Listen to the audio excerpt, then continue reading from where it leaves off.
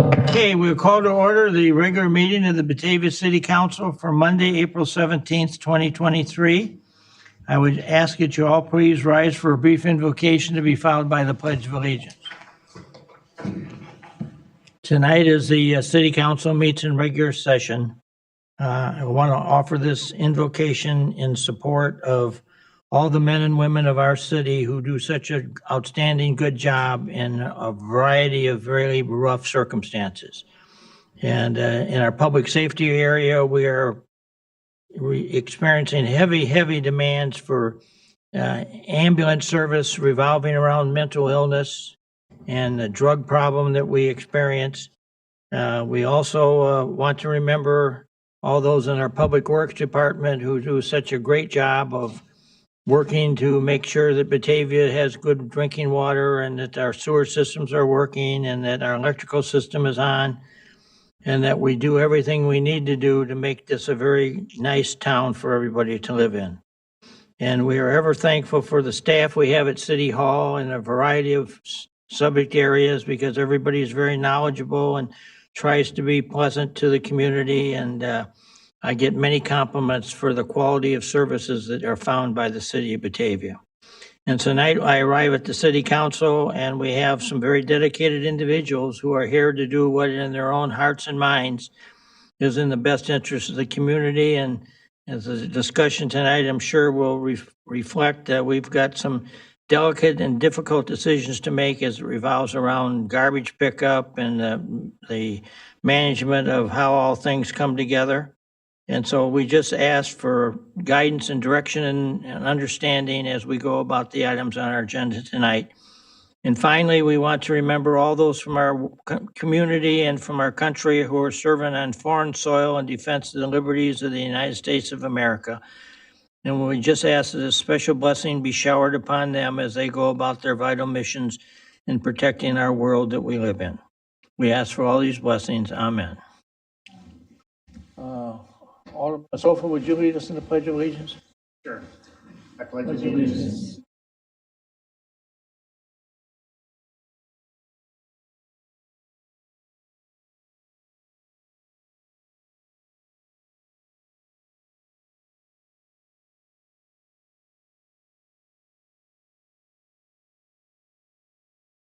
Ask the city clerk to please call the roll.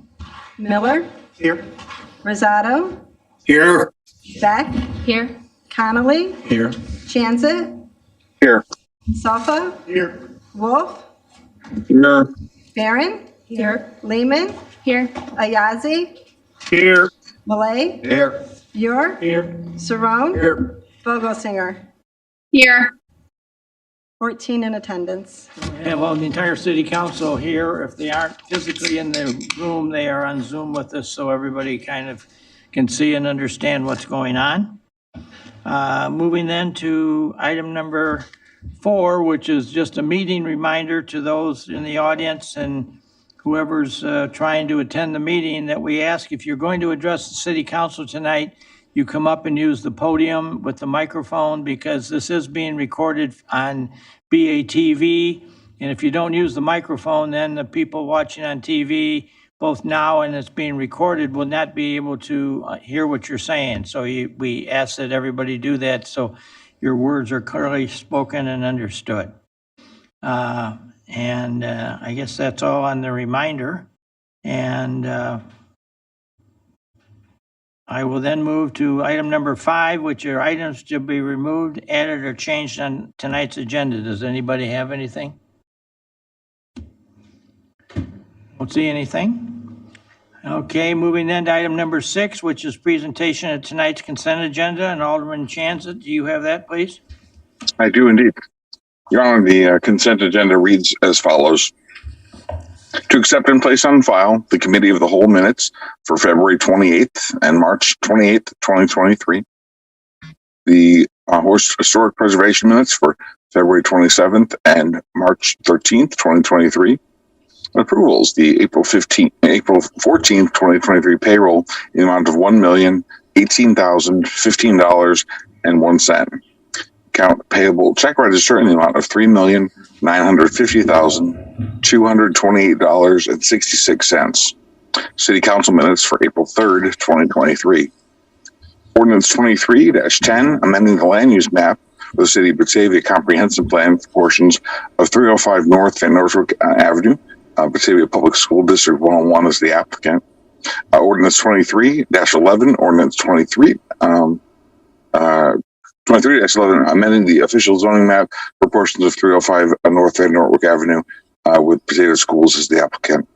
Ordinance 23-15, that's amending the official zoning map for 1176 Warden, 1201 McKee Street, the City of Batavia as the applicant. Resolution 23-54-R, that's a plat of vacation easement for Winding Creek Phase 1 Pulte Company, LLC, is the applicant. Resolution 23-59-R, authorizing execution of Task Order 27 with Huff and Huff Inc. for document review and environmental services. Ordinance 23-14, amending Title 3, Chapter 3 of the Batavia Municipal Code, revising Batavia's liquor control ordinances. Your Honor, I would move that we approve the consent agenda as read. Second. Moved by Alderman Chanzit, second by Alderman Sharon for the approval of the consent agenda as presented. Any discussion? Clerk, call the roll. Chanzit.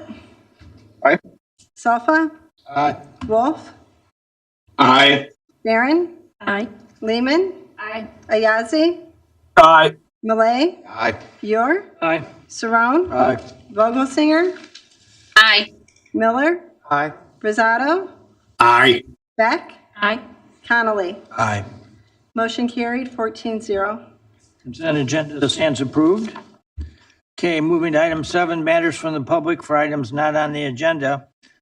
Before I recognize anybody, I guess I want to explain that I guess it's going to be 15 under other business. Is that when we're going to recognize Alderman Ur and you're going to want to talk about the garbage contract? Is that what I'm being told? No, it's number 12 on the agenda.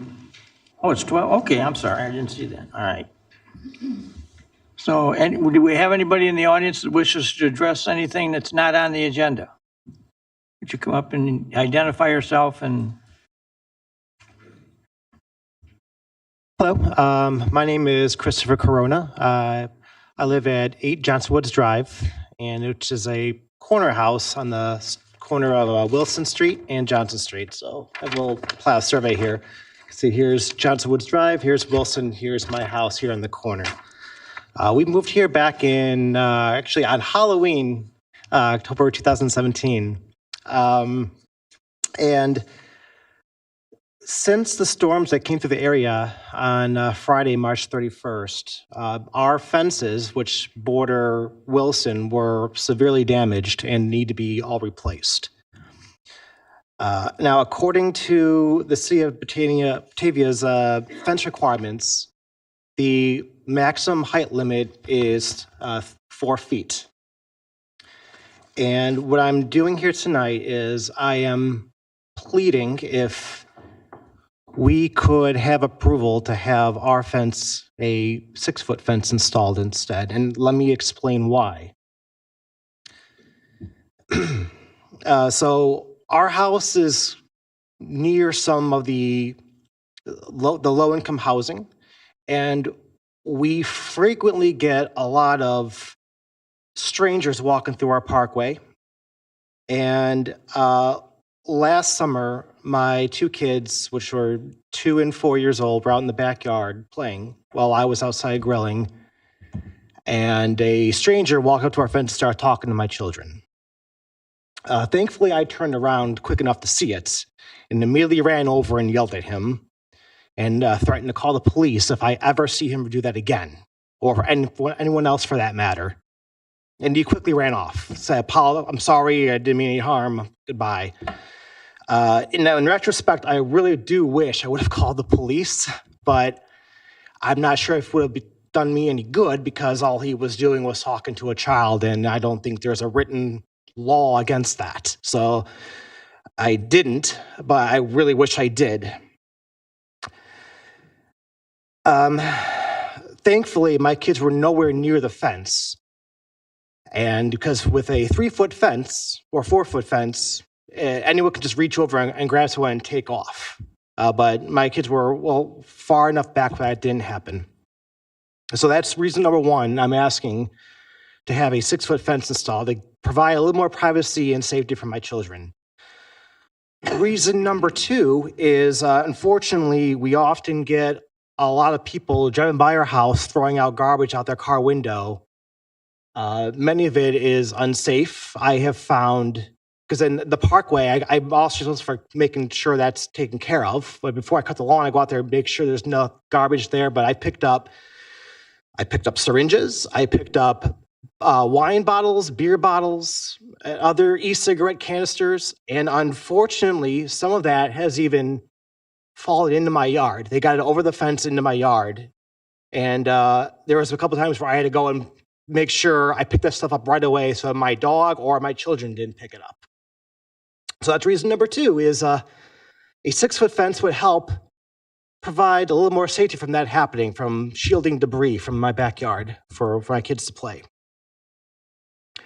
I did write a letter and I did call the city pleading for a 6-foot fence, and they told me no.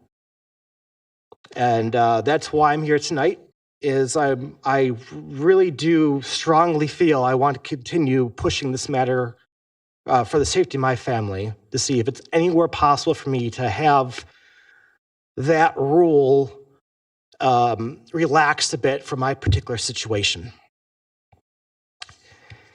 And all I'm asking for is just 2 more feet of fence to have a little more safety and a little better peace of mind for me at night. So that's it. Thank you. I was wondering, Mr. Corona, if you had utilized the city's application for a variance from the zoning code.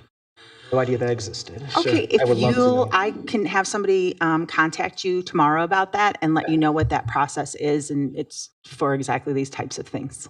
Great. Okay. Awesome. Thank you. You're welcome. Thank you. Okay. Thank you. Anybody else in the audience wish to address the council for something not on the agenda?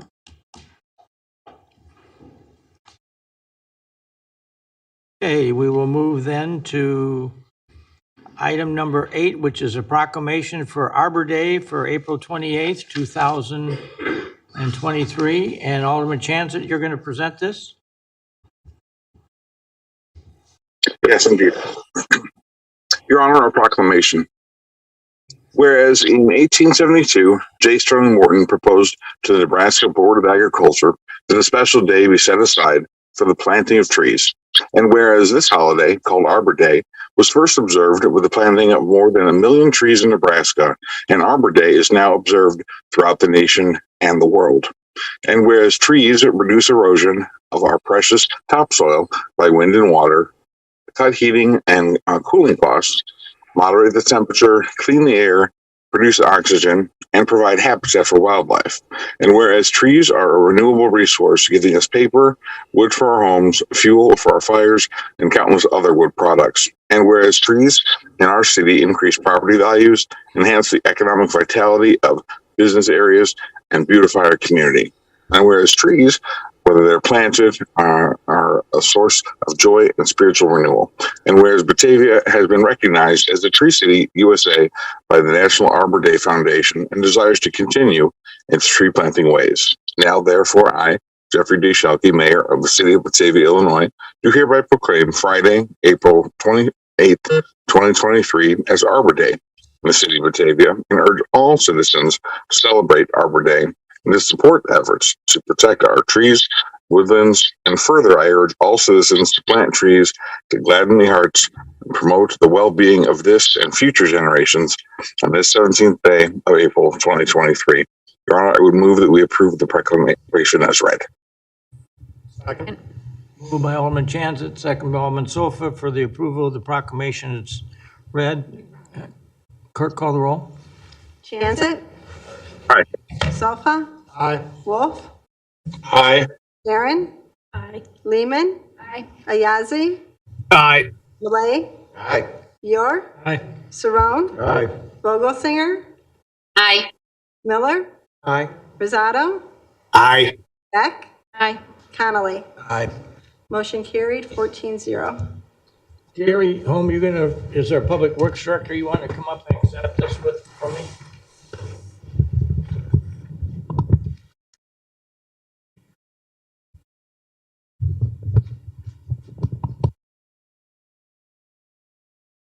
Honored once again to give Public Works a proclamation about Arbor Day. I would note that, as many people will know who lived here in, say, 1954, 55, there was this thing called the Dutch elm disease. And the Dutch elm disease came through Batavia at that period of time and literally destroyed thousands of native-born trees that had been grown and planted in our community. Many of them were over 100 years of age, and streets like Union Avenue and Walnut Street and North Prairie Street and South Prairie Street, East Wilson Street were devastated by this because all the trees that were out there all had to be cut down. And from that, they formed the Batavia Tree Commission, of which some very prominent citizens, all of whom now have passed away, formed this group and proposed that we start replanting trees in Batavia. And Frank Sopp, who is our city arborist and who couldn't be with us tonight, tells me that as one who's cut a lot of them and planted of them, he's of the opinion that over 40,000 new trees were planted in Batavia during that period. And we have the beauty of the tree in town that we have because there was this reclamation movement to replant the trees in the town. And so I think the Arbor Day proclamation, if it's appropriate in any town in the United States, it's Batavia, Illinois, because we have really turned out over the years to, when the moment hit us and really destroyed our tree look, we brought it back, and now we've passed ordinances. You build a new house, you got to put a tree on the lot or 2 trees or whatever it is. So we kind of force it on everybody, but I think at the end of the day, Batavia is a nice appearing community because of that. So Gary, on behalf of the City Council, I present it to you, and thank you for all your group does to help us speed this along. Thank you, Mayor. Yes, I should acknowledge our PPS group, we now have 4 foresters on staff. So in the last year, we've had 2 additional people become certified. So they should be congratulated. And thank you, Council. This is done every year in support of our Tree City USA designation. Thank you. Thank you. All right, the next thing is item 9, which is a reappointment of Emma Cole and Gary King to the Batavia Environmental Commission for a 3-year term of office. Both of these folks have been very active in the environmental movement, and I'm honored that both of them have told me they would accept reappointment. So does somebody want to make a motion? So moved. Alderman Beck? Second. Second by Alderman Cerrone. Any further discussion? Clerk, call the roll. Beck? Aye. Connolly? Aye. Chanzit? Aye. Sofa? Aye. Wolf? Aye. Aaron? Aye. Lehman? Aye. Ayazi? Aye. Malay? Aye. Yor? Aye. Cerrone? Aye. Vogelsinger? Aye. Miller? Aye. Rosado? Aye. Motion carried 14-0. Very good. Okay, moving to item 10, which is Main Street Report. And Beth Walker, our Executive Director, is here. Welcome. Hi, thanks so much for having me. First of all, I want to say thank you to city staff, the fire department, the police department for all their help with Egg Hop. We had perfect weather and great attendance. All the feedback's been great, so thank you so much for your help.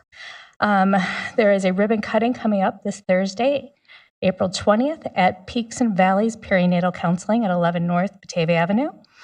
And then other exciting news, New Moon Vegan had their soft opening this past Saturday, and they will be opening with their grand opening on May 12th at 10 a.m. And then just a couple of reminders, the Boardwalk Shop's opening May 12th, and our Farmers Market is opening May 20th on River Street with the Artisan Collective as well. And that's all I have tonight. Anybody have any questions of Beth tonight? Hi, Beth. This is Alderman Wolf. Hi. Can you give the address for New Moon Vegan so people know where it's at? Oh, sorry. Yes, that is at 119 South Batavia Avenue, right next to Beardsguard. Thank you. Thank you. All right, that it? Okay. Not so much a question, but just thank you for putting on such a great egg hop. I thought it was a great event, brought my family, and had a great time. So thank you very much. You're welcome.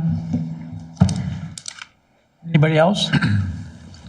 Yeah, I just want to share, I was down here wandering around on the egg hop, and the number of people who came up and told me what a nice event it was and how they appreciated the sentiments that were being proposed by all those involved in downtown Batavia. It was a unique moment because I had people showing up here that had heard about Batavia, and I had one gentleman come up and tell me that, they tell me you're the mayor, and I said, yes, I am. And he says, well, number one, I brought my family out here to see if we like this town, and we really do. And so I'm going to be trying to find out when you test for police officers, because I'm one in another town nearby, well, Chicago. And I'm going to try to get myself a job in a suburban police department, and this is one I'm going to give priority to. So the next time you test, I'll be testing. Yeah. So I said, okay. So, I mean, you don't know from one moment to the next what it's going to be. And then I had another citizen come to me and say, I really appreciate the focus that we've put on the business community in Batavia in the last few years. And we lose businesses, but we gain businesses. And it's good to see that this is continuing to grow. And they were very complimentary about the city's maintenance and things we've done along the Fox River. And that the Fox River is the center part of Batavia, and we really have cleaned things up and reinforced some things and done a lot of stuff that really makes the river shine. And then he gave me a big pitch about how he really likes the signs on the bike bridge, Peace on Earth. And so he said there's a strong message there that really represents what the heart of Batavia is all about. So beyond the kids that were having a great time picking up the eggs, there was all these adults that were very pleased by what they were seeing too. And I might report, most of the time I get a complaint from somebody, but I really didn't get any complaints at the egg hop. So thank you for running such a nice event. All right, thank you. Thank you.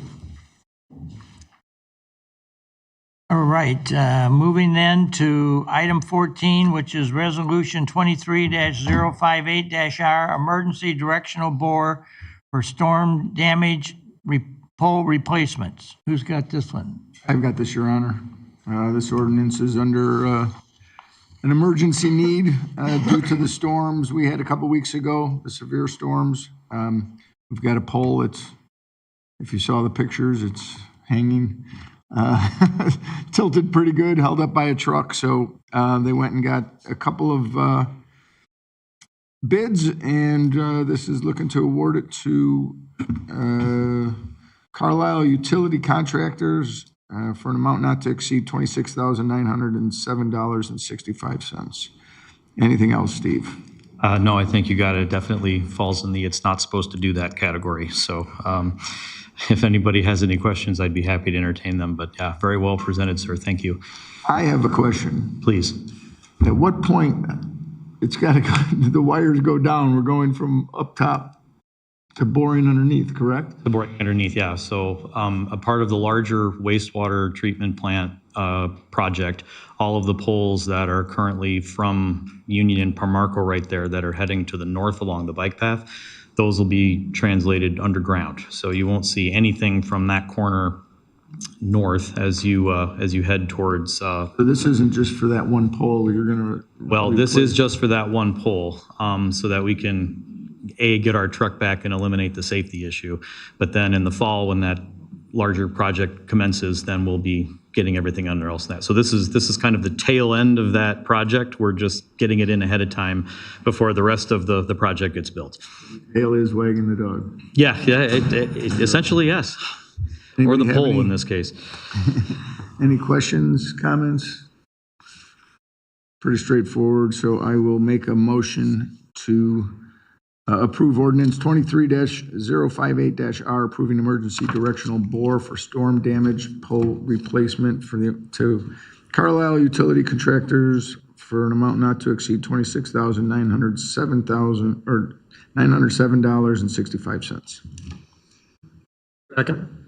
Moved by Alderman Cerrone, second by Alderman Sofa, for the approval of Resolution 23-058-R, Emergency Directional Board for Stormwater Drainage Replacement of Pole. Any further discussion? Clerk, call the roll. Cerrone. Aye. Vogelsinger. Aye. Miller. Aye. Rosato. Aye. Beck. Aye. Connolly. Aye. Chanzit. Anzit. Sofa. Aye. Wolf. Aye. Barron. Aye. Lehman. Aye. Ayazi. Aye. Malay. Aye. Yor. Aye. Motion carried. 13. Aye. Oh, Chanzit. Sorry, my button's stuck there. Okay. Motion carried. 14-0. Thank you. All right, we're going to go to 12, which is the discussion of the city waste hauling contract. And I think Gary's coming up to make some comments about it. I would just like to say as the mayor, before we begin this, that I certainly share some of the concerns that I'm hearing from many of the residents of Batavia about, I'm not sure it's a good idea to get rid of this red sticker program yet. I really, there's a lot of intricacies of this whole thing. And what's interesting right now is that we're not the only city out here right now that's bidding a contract. And I'm told that there's others in the region that are also bidding, and they've put in their contract that they want to see the sticker program continued. So I would like to see, before we make any decisions here at this city council about this, I'd like to see what's offered to these other communities where they want to see where the sticker's going to go and is not going. And I feel like we don't have all the questions answered on the sub. Well, that's where I'm standing. And so, Gary, I'll turn it over to you. Thank you. Following last week's committee of the whole meeting, staff did reach out to the 3 vendors who had submitted proposals. And those 3 vendors, and we directed them to get any revised documents back to us by the end of business today. So during this afternoon, we did hear from all 3 vendors. I had a chance to read through the documents that were submitted. I believe I understand what was submitted, but I would recommend that we have the 3 vendors come up and present their new proposals directly to City Council, as opposed to me and trying to interpret them. I would recommend, Mayor, that you either call on LRS or Groot first, as they both submitted revised proposals, and then Waste Management elected to not submit a revised proposal, so maybe perhaps they can go after the other 2. So I would recommend we call them up and have them present their Here proposals. with us tonight? The representatives are here there tonight. So I would, Groot or LRS, your choice, and then have them present. Which one would you recommend we have first? Let's do LRS. Whoever that, please come forward.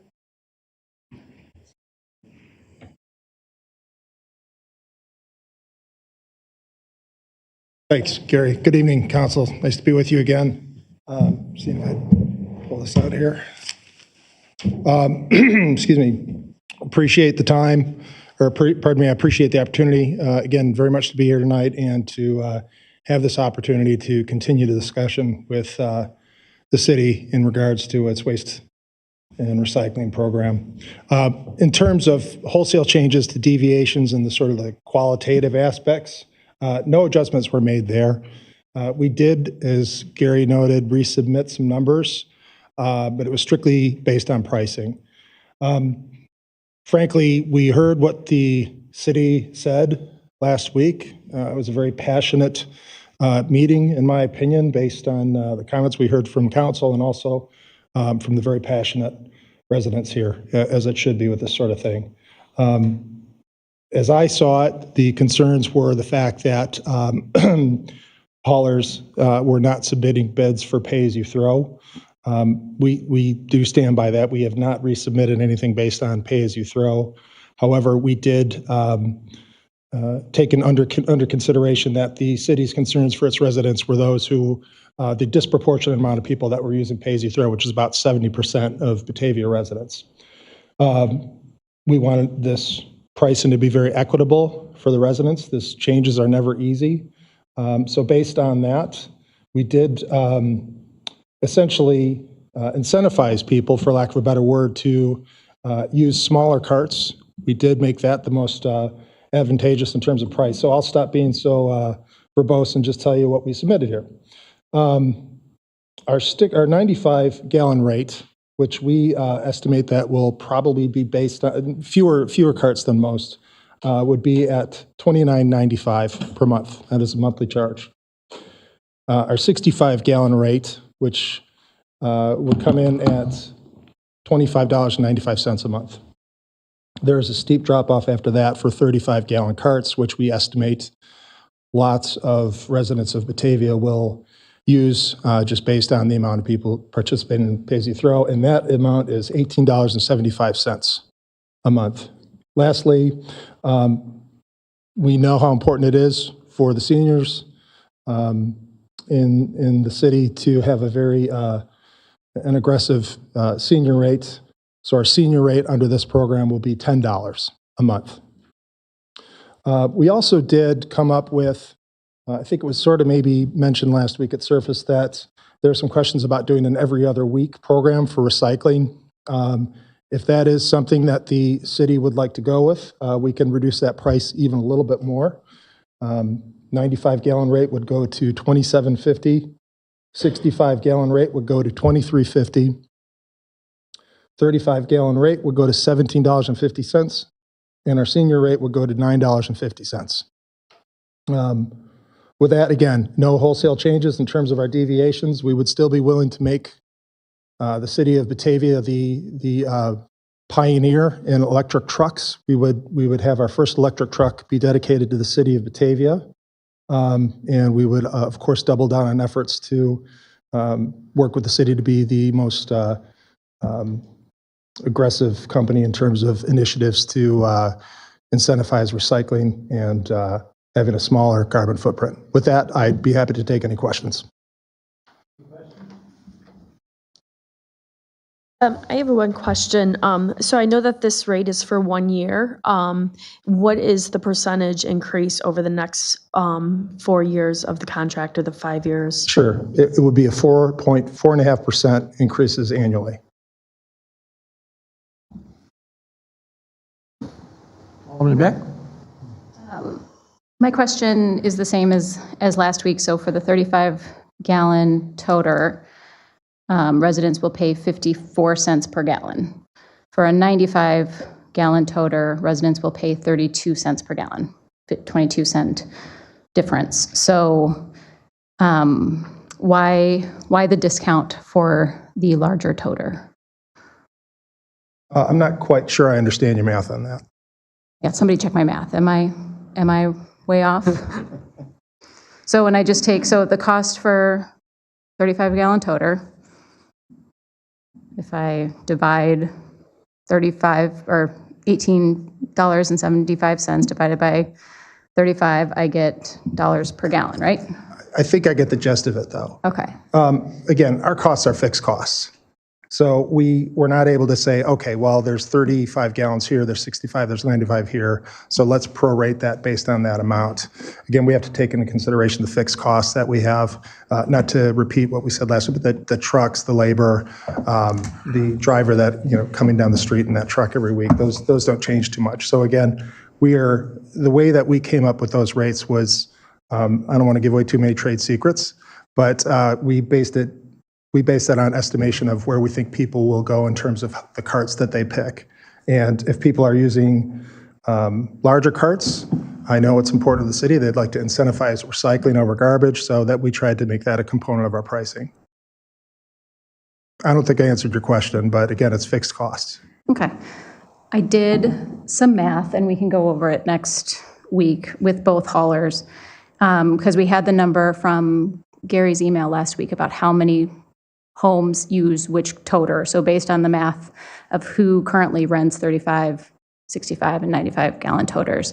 And then currently anybody with a sticker has a 35 or under gallon toter, right? So if they all stick with 35-gallon toters, and then I roughed out the math, if you had equalized the pricing across. So your average pricing across the toters is 42 cents per gallon. So if everybody paid 42 cents per gallon based on whatever size toter they got, I did some projections and I'd be happy to share them. But of course, it was like 15 minutes before we got here. So I've sent it around for some people to check my math. And yeah, my position on that kind of just stays the same as last week, that in terms of incentivizing people to produce less waste, I would rather the incentive go to people with the smaller toters and have people pay for what they use rather than paying more if they're wasting less.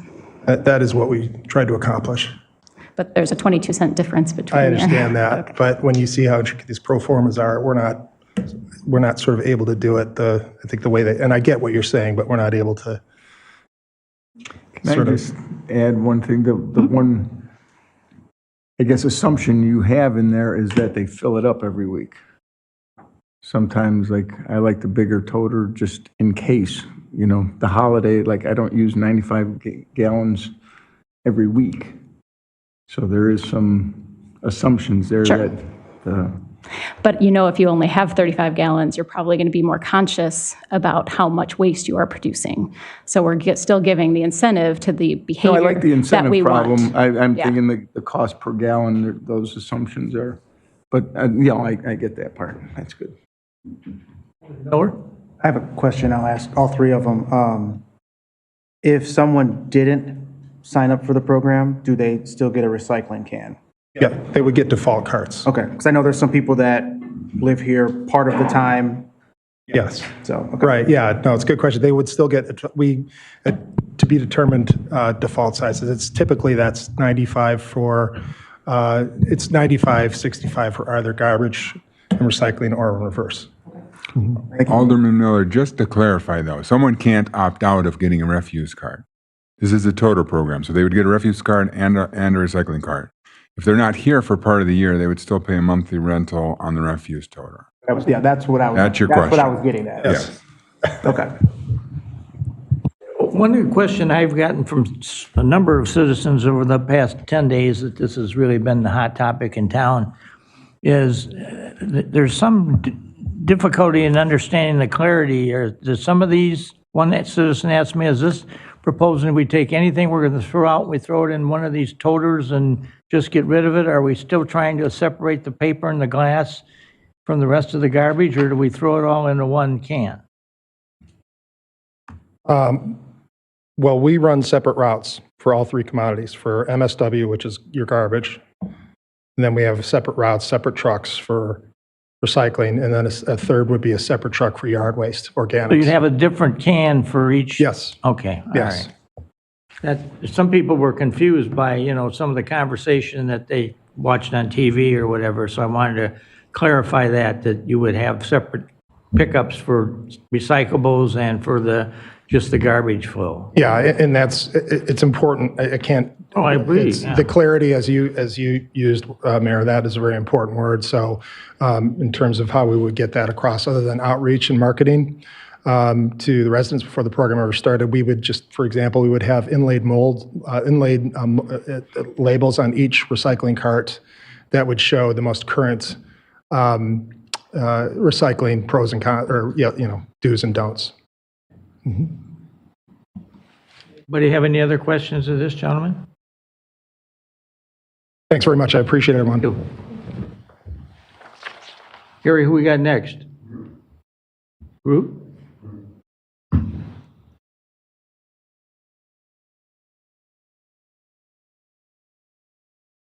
Good evening, Josh Molnar with Groot. Pleasure to be back with you, round two, talking trash.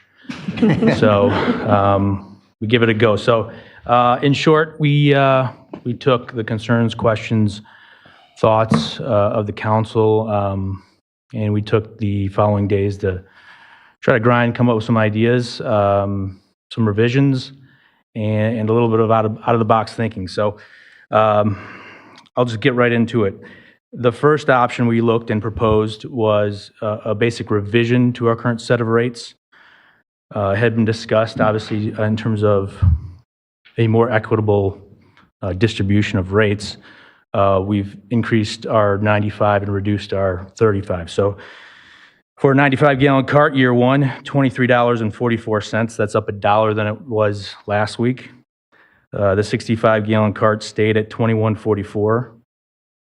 The 35-gallon cart went down to $16.75. And the 35 senior rate went down to $12.75. That is for a 4% fixed annual increase each year. At this point, based on the feedback, we'd probably look at doing a default size as a 65, but still giving and allowing residents to choose their cart size ahead of time before we deliver. And that's down from last week we were proposing a min-max 3 and 5. So we turned that down to a 4% fixed. The alternate proposal that I submitted today, we were trying to think a little bit outside the box with.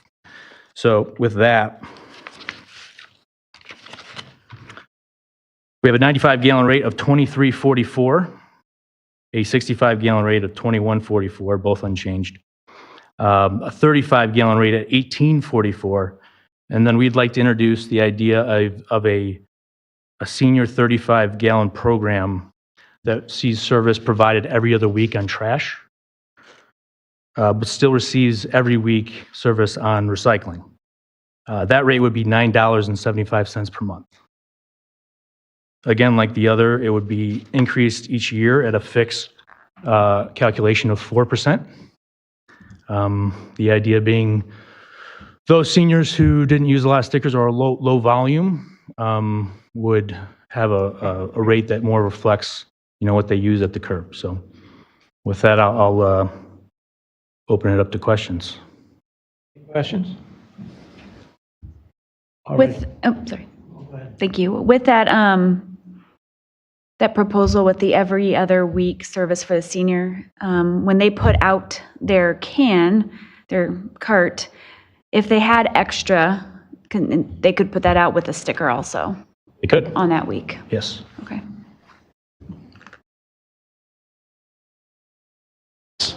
Same one as before. Yep. So for the 35-gallon, it's 48 cents per gallon, and 95, it's 25 cents per gallon. That's based on the 16.75 rate from the other document. And is there any chance of getting those numbers a little closer to each other? Well, similar to last week, the answer is mostly attributed to the fixed cost of having a union driver driving a $500,000 truck down the road regardless each and every week. But our real effort was to try to close that gap as much as we could to give additional options on further reducing the first senior rate to on a 35 to $12.75, and then the every other week to $9.75. So I understand the question, similar answer to last week, but still trying to get creative to raising the 95 while reducing the 35.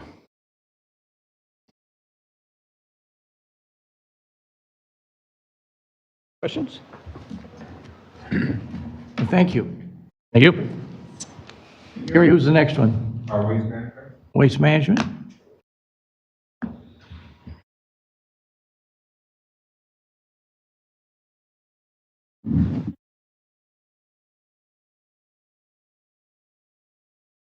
Good evening. Good evening. Again, is it a pleasure to be here with you tonight? As Gary had mentioned earlier, we took the opportunity that you gave us. We took a look at everything, and we are coming back. We have not changed our proposal from what we had submitted to him and the council last Monday. So our rates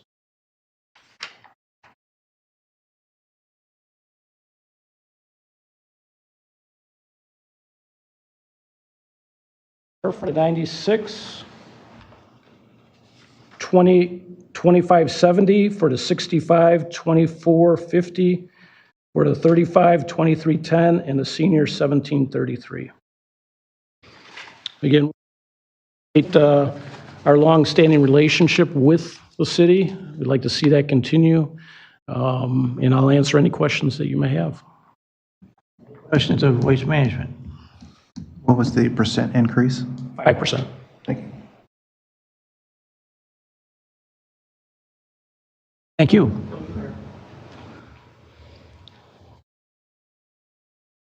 Gary, you want to come back up?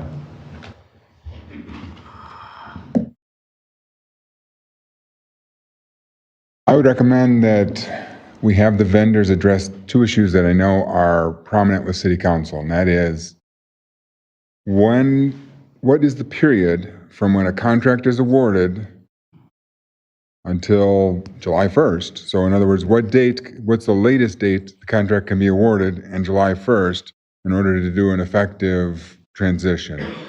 Keeping in mind that everyone receives a waste and a refuse cart, and a lot of people receive yard waste carts, but at a minimum, there's 18,000 carts that have to get logistically handled through town in order to roll out a program. So there's going to be some fixed time there that each of these vendors will have in order to roll out a new program. That's the time by which we have to have a contract awarded. The other issue, and it keeps coming up, and again, I would encourage City Council to ask the vendors, are they interested in submitting a proposal for a sticker program? That's from the council at this point. One question I guess I would have we really totally defined what a senior is? Well, I know 65, but let's say grandma's living in the house with 5 other people. Does she get the bill then because she's a senior in the house? I mean, I could see some games being played with this as to who's getting what on what deal. I don't know how we would enforce it, but, you know, I read the contract. I agree with you, Mayor. I mean, people could play games if they want to, but we've generally said 65. If someone in the house, someone permanently living in the residence is age 65 or older, they'd be eligible for the senior rate. I mean, we're not going to go around household to household and inspect. No, I'm not, I'm just saying I've had people ask me about that. Sure. And, you know, I think that there will be some of that going on here a little bit, unfortunately. And I don't know if there's an answer. It would be a hard thing to enforce. I don't know, you couldn't go to court with it very easily. I mean, I could, they'd say up in Geneva if we brought that one in the courtroom. Some of the precedent, and I'm not a lawyer, I won't pretend to be one, but some of the precedent is in like a 55 and older communities, you just need a permanent resident in the home that's 55 and older, and then whoever else is in the home can be whatever age they want to be. So, I mean, that kind of clouds the definition, I think, a little bit of what the whole senior thing is. So I think we better be prepared to answer that when we get ourselves a contract here. Oh, do we want the 3 bidders to come back up and try to answer what you've just raised, Gary? Is that your idea here? Well, that's up to City Council if they want answers to those questions. I just know that those questions keep coming up. Yeah. Would like answers to those questions. Dan Chanzit has his hand up as well, Mayor. I mean, Dan Chanzit. Alderman Chanzit?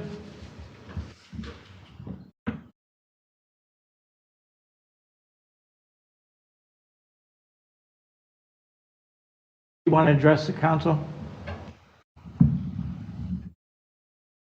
Button must be stuck again.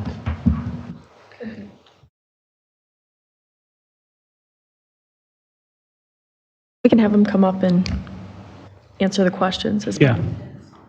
Well, I'll just throw my 2 cents on the table and let you guys then throw on what you want.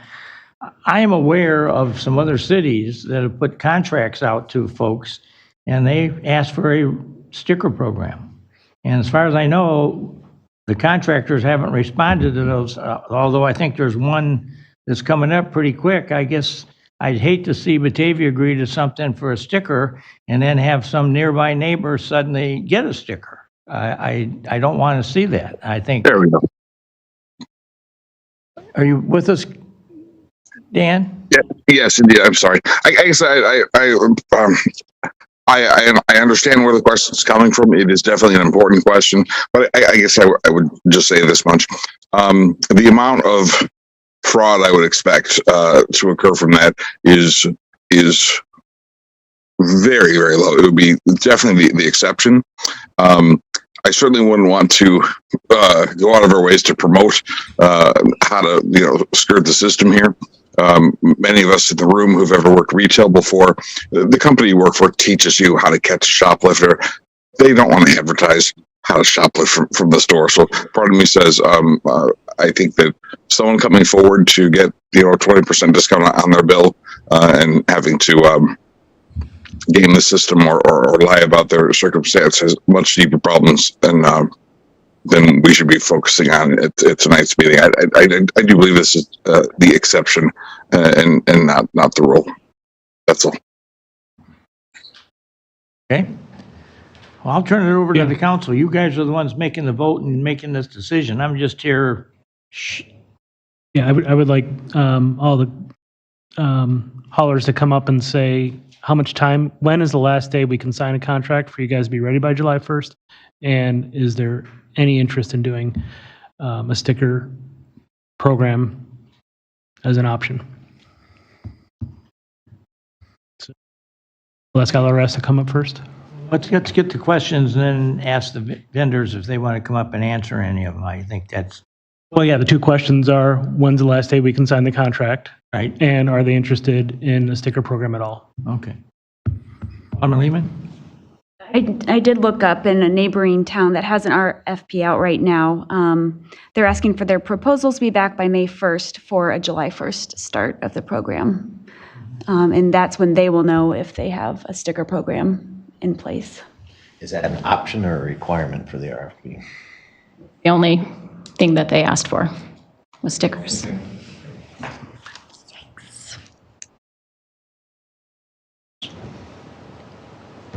I'll make my comment.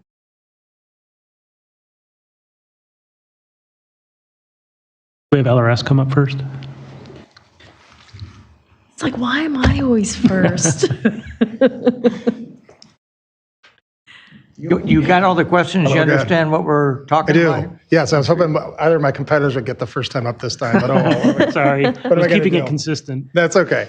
I think the first question was the timeline. We're losing daylight here, to be quite frank with you. City probably needs to make a decision on this sooner than later.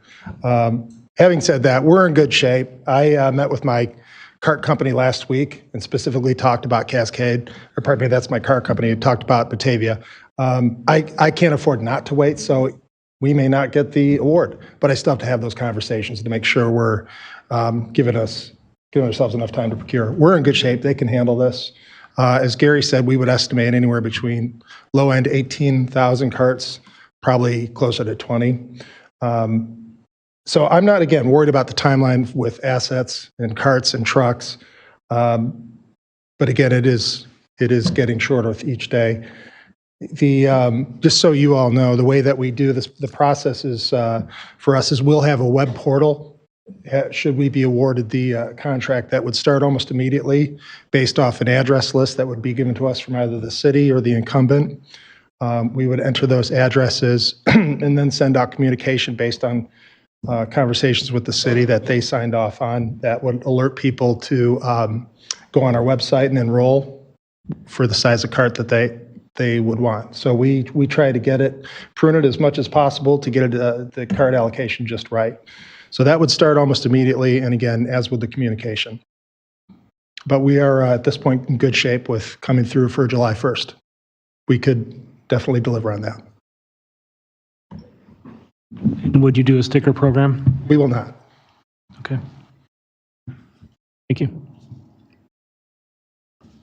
If Gru can come up.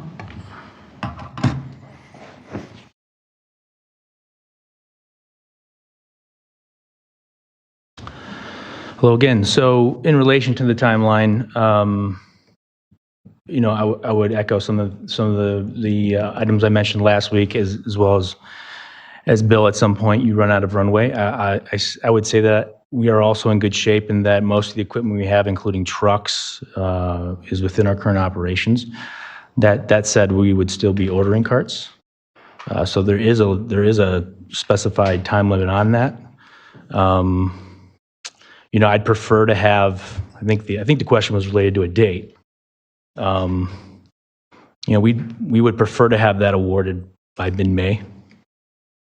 I think if I'm looking at your schedule correctly, that would give 2 more council meetings and 2 more committee of the holes, I believe. Also get you on the other side of, I guess, other RFPs. But again, the warning or the reminder would be that at some point, as the non-incumbent who doesn't have equipment already in town, at some point you may render me, out of the loop. So would appreciate some consideration, hopefully prior to May 15th. But we're willing to work with staff. So the secondary question was related to the sticker program.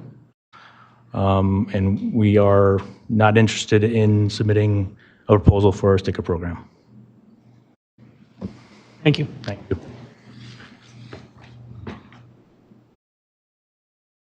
I guess for waste management, the question is, would you maintain a sticker program if waste management would come up?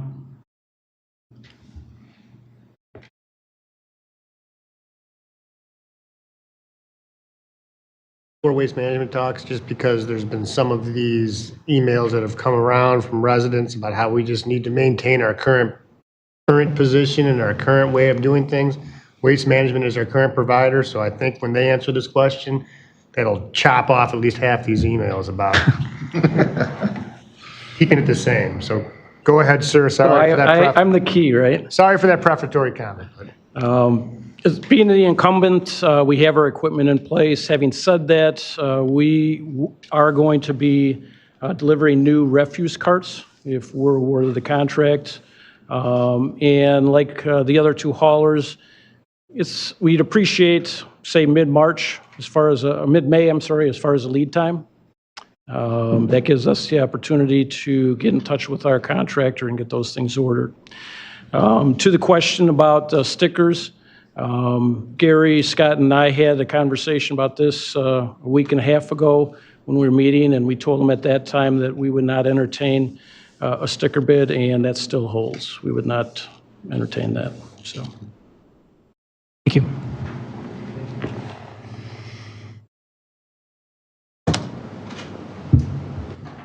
Alderman Searle? Question, I don't know, keep having them sit down, but are these vendors, do we know, are they giving proposals to our neighboring city and offering stickers and refusing here? I can't answer that, but I think one of these vendors is the incumbent in this other town.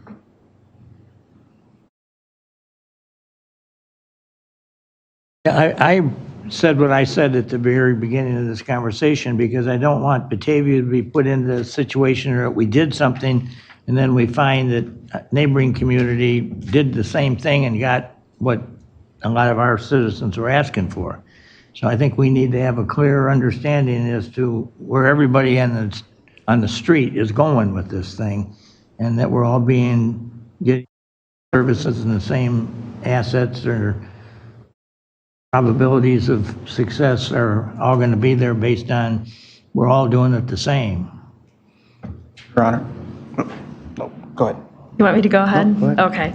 Okay. So after we had the conversation last week, I did some number punching, data investigation. I took the numbers from the U.S. Census, and I looked up what our population was and looked up 3 other communities with a population surrounding ours. And those top 3 communities were Vernon Hills, Lockport, and West Chicago. Vernon Hills and Lockport are using waste management. West Chicago is using Groot. All 3 for recycling and garbage are on a CART program, toter program. They have the yard waste, April through November, March, December. They do have various programs for their bulk items, whether they be stickers or pick up at your door. As far as pricing, Vernon Hills, right now, their contract for a 35 is $20.64. 65 is $21.62, and a 95 is $22.55. Lockport, they were very interesting to try to research, but they are putting their bills on their water bills. And it looks like for a senior, it's $19 for a 35 gallon tote, and a regular price for residents, it's $19.55. I think it was a 2.5% increase from what I saw in a memo.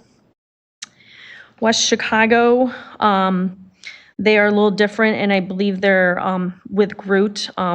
Their pricing is very close to what they quoted us initially because they're using their service station. So for their senior, it was $9.84. Their 35 gallon is $14.51. They have a 95 gallon, which is $20.71.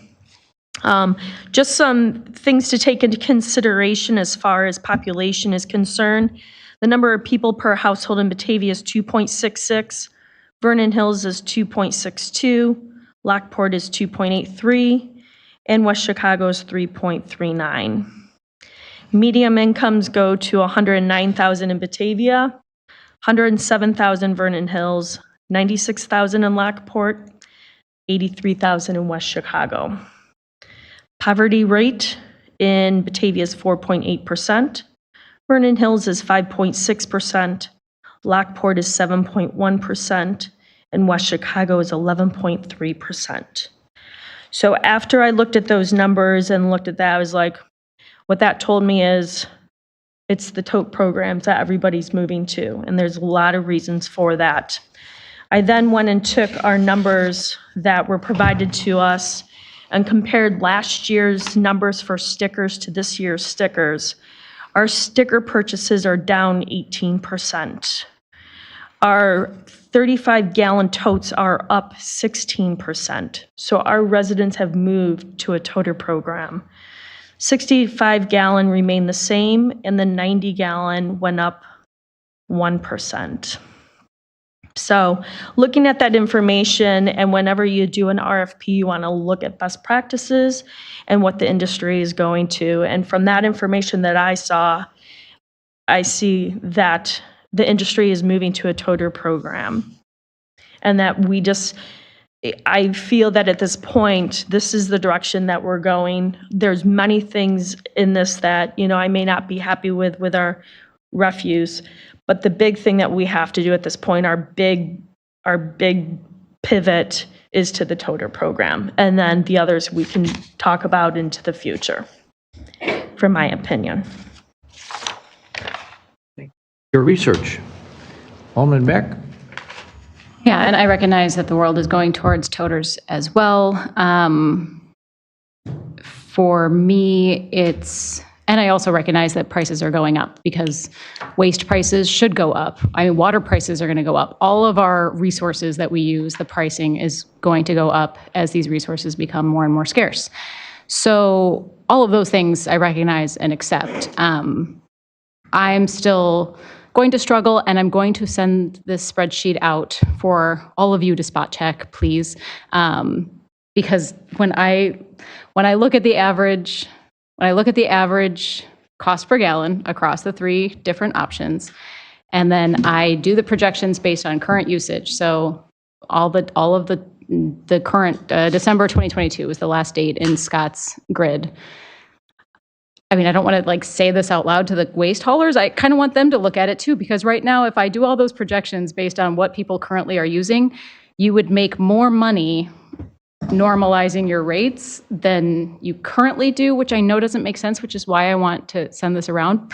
But I'm just very curious about why charging everybody 40 cents per gallon or whatever the average is for these two contracts isn't an option for our residents.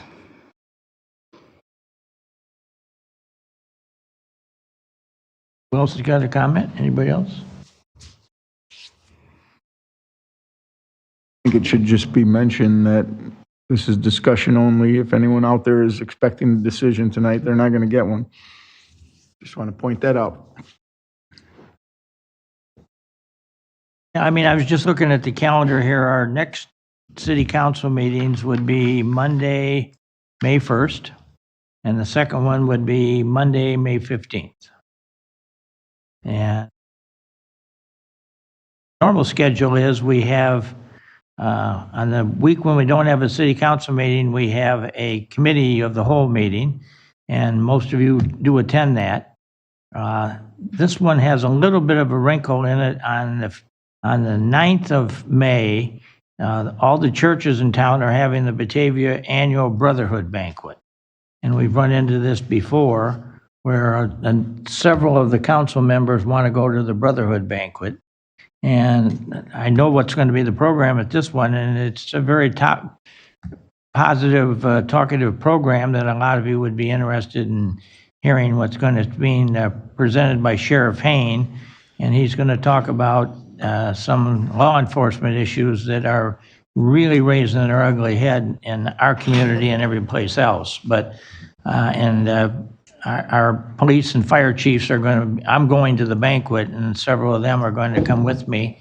And so we're trying to put together, the city's interest in both sides of the room here, but I'm almost of the opinion that maybe on that middle week, you should maybe talk about changing the date from the 9th to another day that you could do it, because I think you're going to lose some folks here on the meeting on the 9th. That's just a wrinkle in the room, Alderman Ur. Yeah, I guess maybe a straw poll from council that would we be interested in a committee of the whole meeting on May 2nd? That way we'd be able to kind of discuss things, and would we be interested in another city council meeting on May 8th? To be fair to the waste haulers, if we were going to wait, and that gives them more time than if we were to work on trying to have a decision by May 8th. Why wouldn't you want to do it just on the back end of the meeting on the 1st?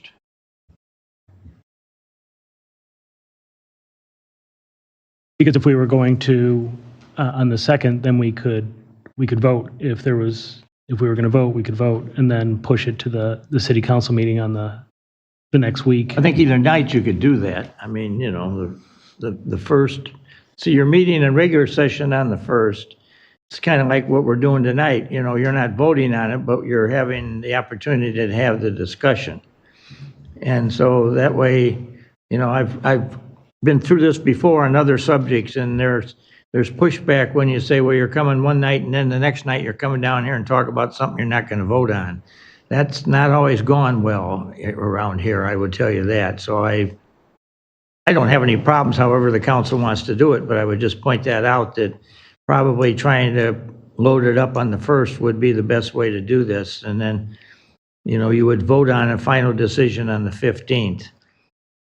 As long as there were some questions that were raised earlier about, we just wanted to make sure that one of the neighbors isn't getting something that we're not getting, I guess is quite honestly the bottom line. Alderman Malay, you wanted to say? They're due on the request for proposal is May 1st, so I don't think we should make a decision before that, because that's, agree with you, that would not be a good thing.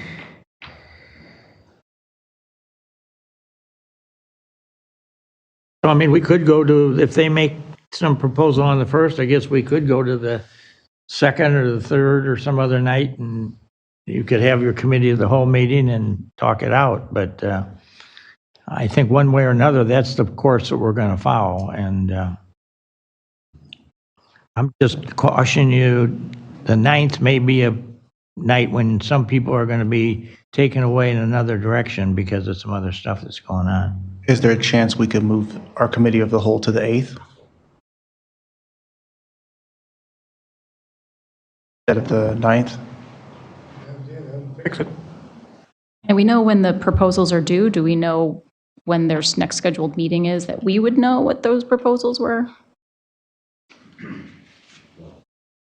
Due on the 1st, but will we see them on the 1st? Well, on the 1st, you'd know what is being proposed to them and how that was going to be working. So How do we know that? They send it to us? We'll watch their meeting. Right, but do they have a meeting that night? Do we know their schedule of meetings? Are they going to discuss it the first night? Once the city receives the documents, they become subject to FOIA, so. Don't know their, yes. Geez. We got a couple hands up, George, and looks like Alan. Yeah, there are two hands up. Alan, go ahead. I would second what Keenan said. Let's do it on the next Monday, on the 8th. The cow meeting, move that to the Monday. So moving this, to see what comes in Geneva. Right. So that we'll have we're behind the 8 ball then. When if Geneva does get it and we've done nothing, what are we going to do on May 2nd? We're going to try to put out a request for proposal at that time. I think we should be ahead of the game here, and we should table what the request for proposal that we have and submit or put out another request for proposal only for garbage stickers. And otherwise, we're in no better position. You just heard from 3 companies. They're not going to do that. You think that if they decide to do it in another city, that they're going to come back here and tell us, oh, well, we succumb to the pressure, we're going to do that. The 3 of them stood up there and said they're not going to submit a proposal for that. I don't think we vote on something tomorrow. No. I'm fine with that too. I mean, this is the thing. We already heard they're not going to offer a sticker program. So I'm not quite sure what we're doing. I second what Alderman Wolf just said. Just because Geneva gets something, they're not offering. I heard some openings in there. And what was said, they were not all definitive answers. They all said no. Yeah, not particularly. Go back and listen. At this time, I heard the English word no by 3 people. Yeah. I heard the English word thinking outside. We're not interested. I heard one say no, and I forget what the other one is, but go back and listen. Well, they're still here. I understand that. Go ahead. If there is anyone who would be interested in Well, I don't bidding think on that's a an sticker appropriate question to program, ask in public in that. That's why we put out a request for proposal, so every company can put out their proposal. Why don't we just find out definitively if they all say no? I don't think that's a definitive way to do it. Let's have it in writing. Let's put a formal request out. Because we're all saying that we don't want to see this happen, but we're not going to do anything to prevent it from happening. Mm-hmm.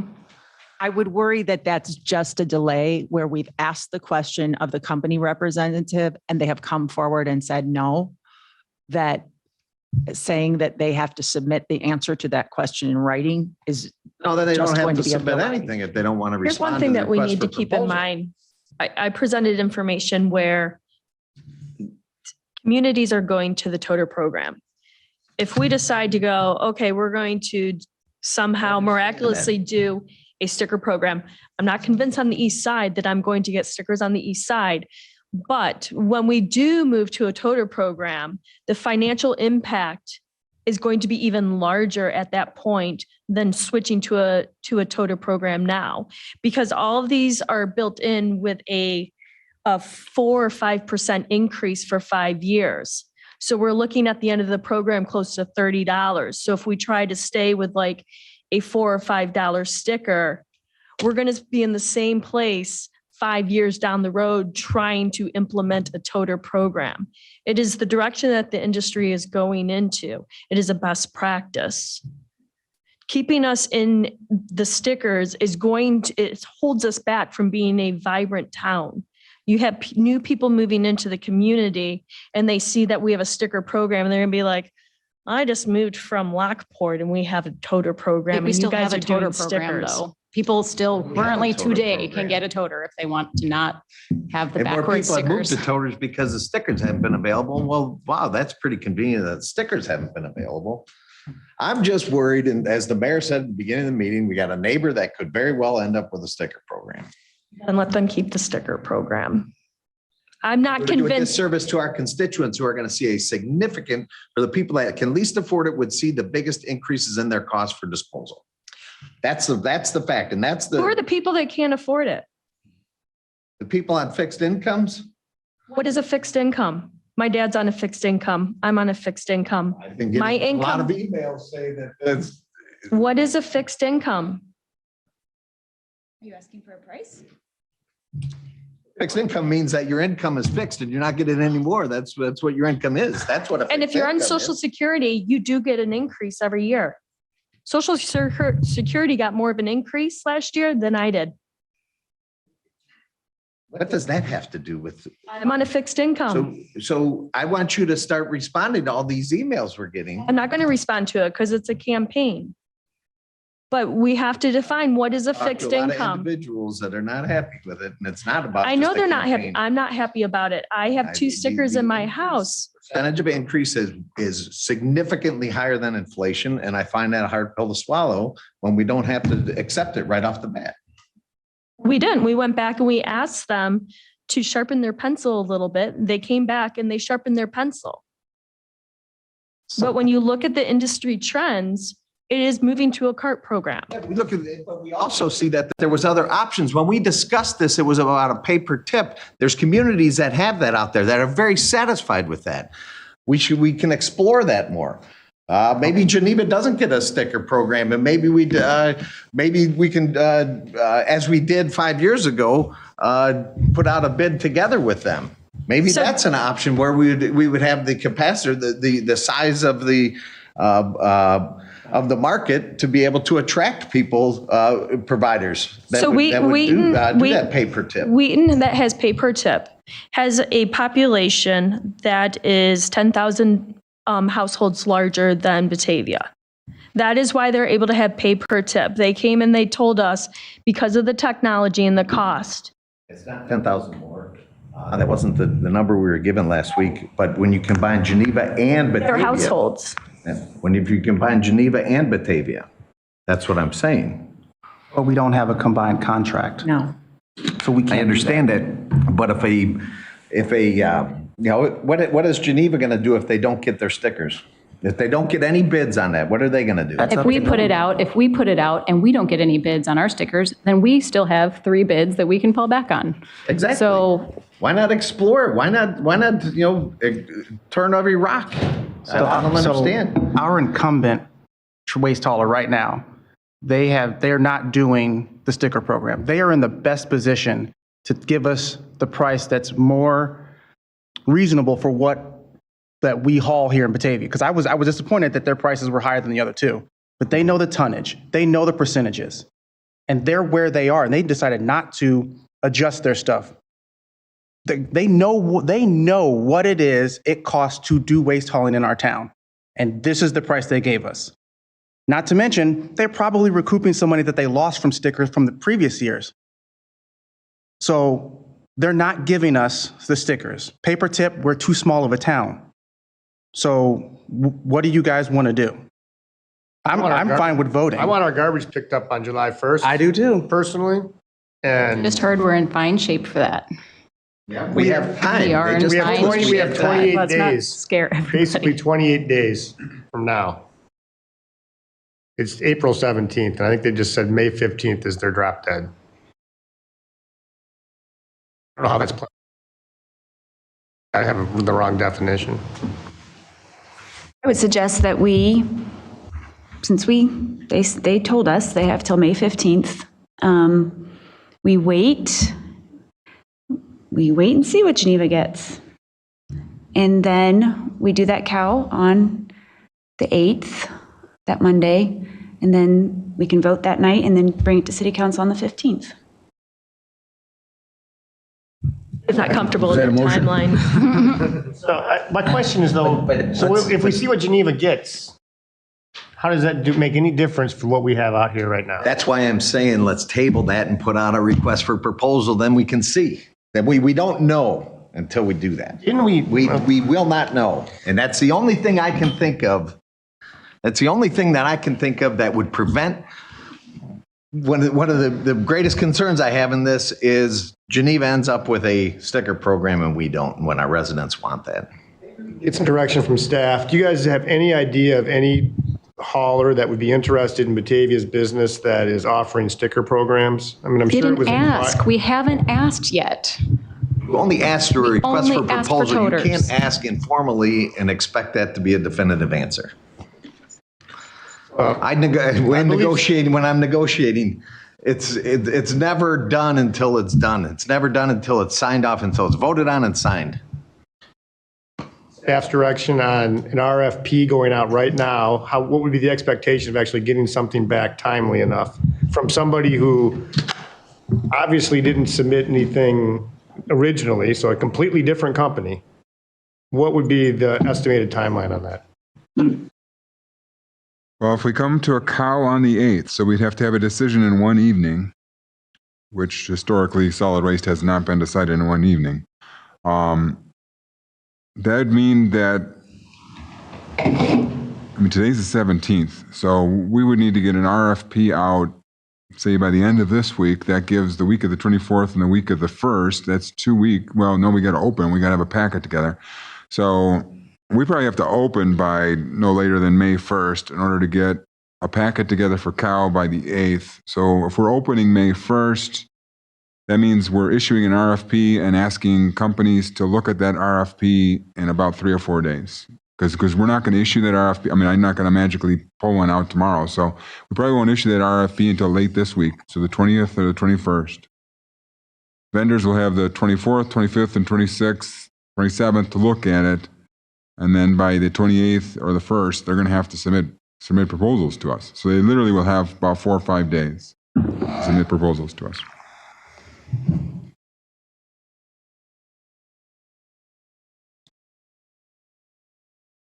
Just as another quick question. What harm would that do?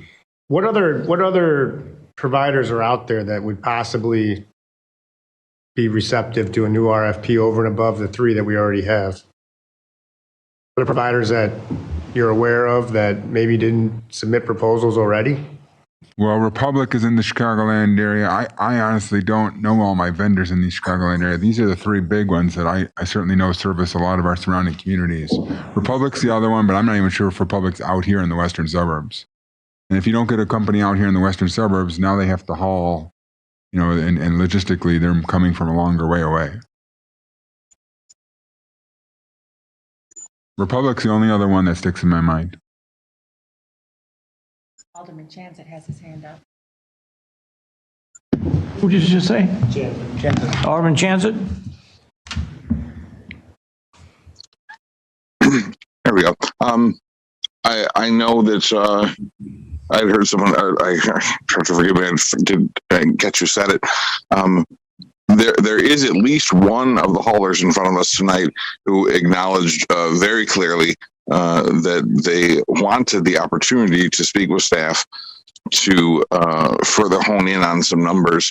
And that leads me to believe that they're in a position to actually negotiate a program that the city is truly interested in. And we've articulated that we are okay with a total program because we all know that that's where it's going. But we also like the fact that some of our residents who would like to use stickers for a little bit longer can do that, maybe with the understanding that it's going to have to be the last contract that we approve stickers for. We probably should have been more emphatic about that last time. But there's also part of me that believes, based on the negotiations we had 5 years ago and then again to this round, that the haulers actually know what the price is of a sticker in Batavia. They just don't want to tell us, and they're not in a court of law, and they're not bound to tell us by any mechanism because we haven't asked them to.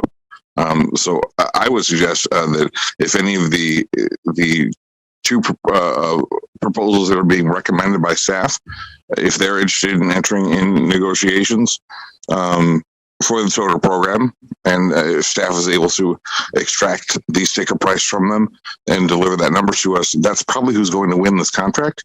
And I don't think I'm going on a limb here by saying that. I really don't. But it would come with the notice that this will be the last contract that includes stickers, most likely. Am I speaking out of turn? So, Alderman Chanzet, we've asked the vendors now actually on 3 separate occasions to submit pricing. So are you asking them to submit 4th set of pricing as well as going back to the sticker option? No. Well, one of them made it clear that he was a little more hungry than the others.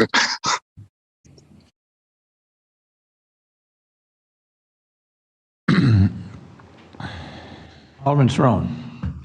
I would just, we were close. We had the dates of how this meeting schedule would go. I would recommend we put the RFP back out there. as discussed. It's a few days. If none of these three come forward, we're pretty confident no one else is. It could be an exercise in futility. I get that. But it's us doing our excessive due diligence because we represent our constituents. If it comes back like this, we go forward, we have good options. If somebody comes forward that might just be a couple meetings away from saying, hey, we can get Geneva and Batavia if we do this, or something changes, we did it. We took the extra step. It might be a waste of time. It might not.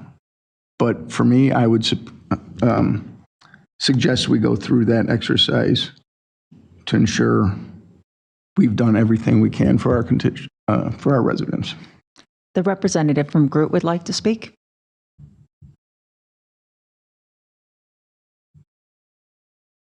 Thank you. I just wanted to make one, I think, important clarification. When I say May 15th, in my mind, it's approved and a contract gets signed by May 15th.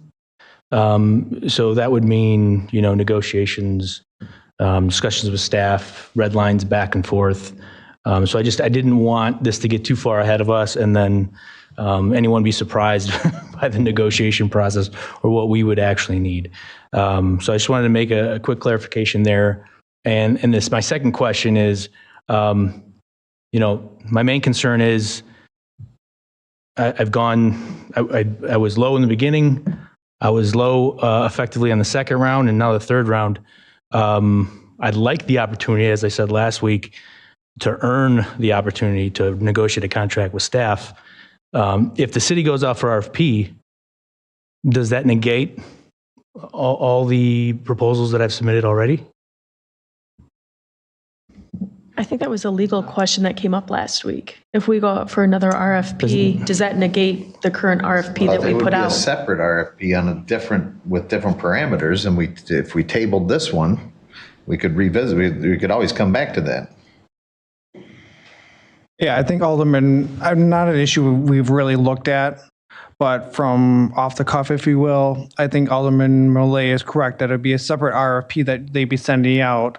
But I don't think there necessarily anything would preclude looking at the first set of RFPs that the presenters were showing tonight too. Because especially if you don't get any responses to the second RFP, you need to fall back on something. Unless I can be guaranteed that those are still going to be available, I have no desire of putting out a new RFP. I guess that's my follow-up question is, do those go back out? I mean, at this point, my competitors have seen my number 3 different times, and although I'm trying to think outside the box, I'm running out of ideas.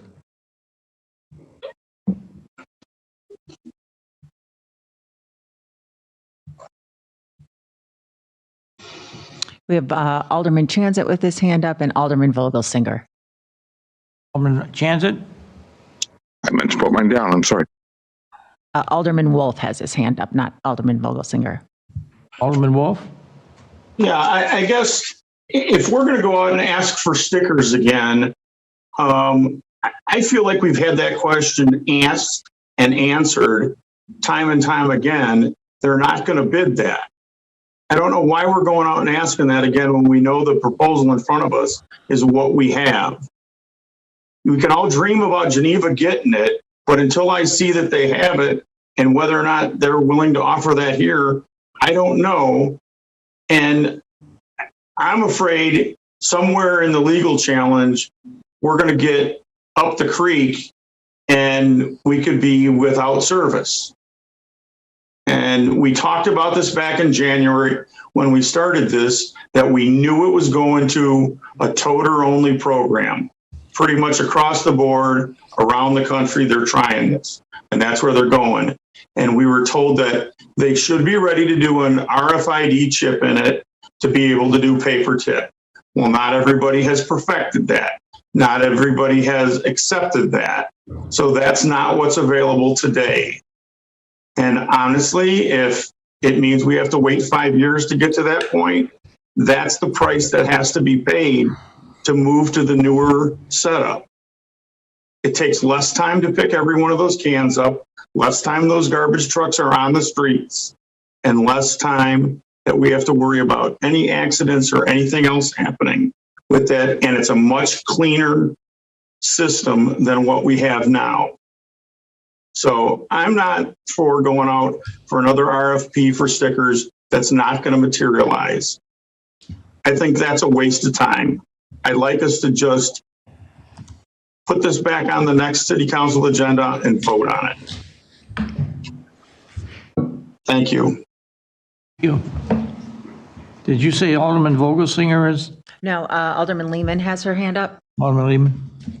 Yeah, Alan, and just a thought on that in response, and I guess I'm just thinking out loud here, but if these vendors can effectively get communities to go to a monthly tote program at these prices, they have no incentive to go back to a paper tip. They would lose money. They would not get the same amount of money that they're getting having these monthly built-in fees. Because then they'd go back to that we get to say when we want our garbage to be removed and collected, instead of them predetermining that for us. So I know you said like, well, maybe we'll be there in 5 years. There's no reason for them to put that technology to the ground if they can get us to do the monthly fee. In my mind, they would just adjust the prices of what they have and the percentages that goes up every year. They know how to run a business. I think they might become a little bit more competitive because they may become we're only going to pick up Batavia every other week because they're a pay per tip, and they might be able to pick up another client that's every other week. So they may be able to, as Alan said, look at how they can pivot their business to be able to accommodate something like that, especially if everybody's working towards less waste. I hope so. I would just ask if what the process is moving forward, if we take a vote on whether or not there's an RFP going out, and if not, then we return to the discussion of the 2 bids we have next Tuesday. But is that a straw poll of those of us to find out if we want to push out the RFP? Tonight's the 17th, and exactly the way the calendar flows this year, the next city council meeting is exactly 2 weeks from tonight on May 1st. And, from the things I'm hearing tonight, it certainly sounds like we need to put ourselves in some sort of a position that gets an answer at least by May 1st as to what you want to do. I've been trying to avoid here is that we don't reach a consensus and we go, but on the same token, I do agree with Alderman Millay. We need to know what's going to happen in Geneva and other places as it applies to this sticker thing, and that's the thing that I think we want to have a clear answer to. And Laura, you told me today there's a date that Geneva's going to receive their proposal or something? May 1st. May 1st? Is when the proposals are due. Okay. And that's why I'm saying to put out a request for proposal for stickers, because if Geneva does get that and we don't do anything before that, it's not an option for us at that time. It would only be an option for us if we were proactive about it. The other thing I would suggest is if that's the case, then we should definitely put it on the calendar for a special meeting on May 8th, the following Monday.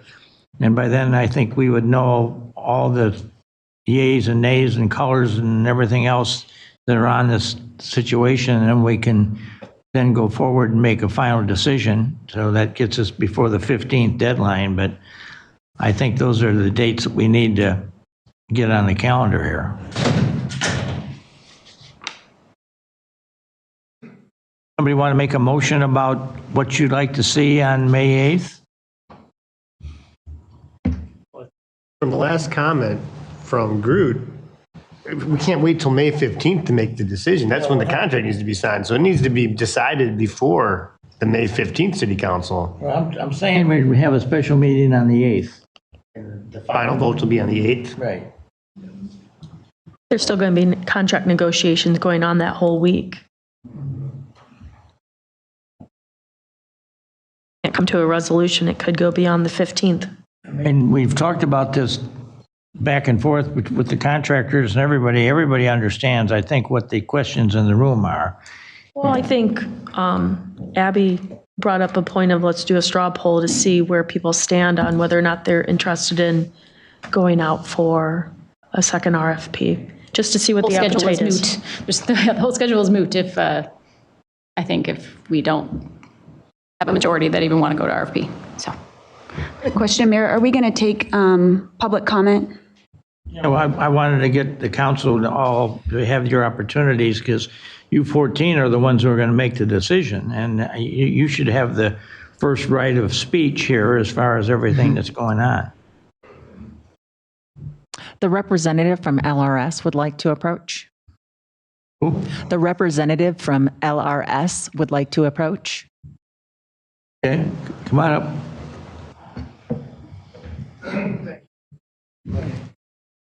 I still wanted to get clarity. It sounds like maybe this is sort of hinging on your neighboring communities' process and what the program turns out to be for them. Is it my understanding that it would theoretically or conceivably the vote would not be until mid-May and the award would not be until mid-May for in the process?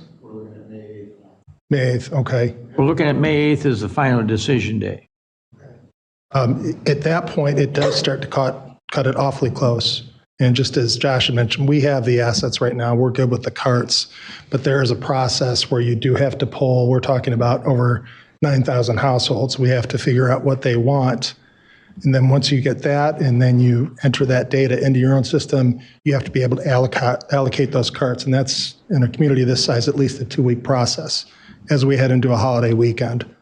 So just for whatever it's worth, I would ask the committee to keep that in mind. It's a very, at that point, if you're waiting until that point, it becomes, there's very small degree for any error. And we've done this many, many times, but still that is cutting it close. I just want to go on record saying. Thank you. What's our pleasure? So can we do a straw poll of whether we should, table this and put a request for proposal just in case Geneva gets it? We at least have tried, but if Geneva gets it and we didn't try, it's too late. Right, well, I mean, I think the best way to do is just let each one speak their mind. Yes. We're not going to call names or take a vote, but we're going to allow each of you to. I would be in support of doing that, putting out a request for proposal. Alderman Vogelsinger, are you in on this conversation? Would you like to make a statement? Yeah, I had raised my hand earlier. My question was going to be, it was kind of answered. If we put out a request for proposal, will it jeopardize our current offers? And I don't know that that has been totally answered. Is that a concern at all? I am interested in putting out an RFP just to, as others have stated, see what happens, just so we can show residents who are concerned about this that we've done everything we can. I just don't want us to be in a position where these offers that we currently have aren't available to us. Well made. Alderman Cerrone, you have a comment you'd like to make? I would support Tony's plan. Yeah, I support the plan. I just think that I would urge us to have more meetings quicker in early May if we're going to get these proposals back May 1st. I don't think it's fair to the haulers to wait until our city council meeting on May 15th to make it done and done. So I think that's the problem, is that they're hoping to be done redlining a contract on May 15th. We won't be in that position, so we would need to have additional meetings to make this happen faster. Alderman Lehman? I would be in favor of putting out an RFP. another one. And I would advise that in 5 more years, we work with our neighboring communities and try to get a contract together and see if we can get the best bid possible at that point. Alderman Jazzy? I'm having a really hard time with this, as everyone is, but I'm of the opinion we don't put out another RFP. Aaron? I'm not interested. I think it's too close for our current vendors that proposed the RFP. Not in favor. We sent out RFPs that didn't necessarily have the sticker thing, but we got 3 responses, which we have been talking about quite some time. Based upon some comments from staff, I don't even know if there's anybody else even out there that's going to even respond to this. I think it sounds like a waste of time. I think that Alderman Barron's stats and the fine research she did supports where the industry is going and what we're looking at. I think that we're cutting it too close, and I would like my garbage to continue to be picked up. So I am against doing another RFP. I don't think there's enough time for it anyway. Okay, Alderman Wolf? As I stated earlier, I don't think we should do another RFP. Okay. I think the question was asked and answered. Alderman Jansen?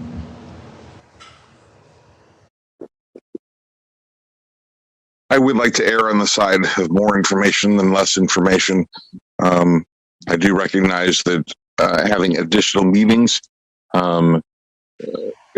is problematic because we're having our vendors compete with each other in open air, and that is not in their best interest. So I'm not sure if this is necessarily even a meeting for council or even for COW to have, unless there were breakout sessions that were private between staff and the vendors. We're supposed to set policy and tell staff what we would like, and the staff helps us go out and get that contract for our residents. Our residents have spoken. I'm losing my voice today from all the people I've been working with. They've spoken loud and clear that they want a sticker program. The industry has spoken loud and clear and said, we don't do that anymore, or we're not interested in doing that anymore.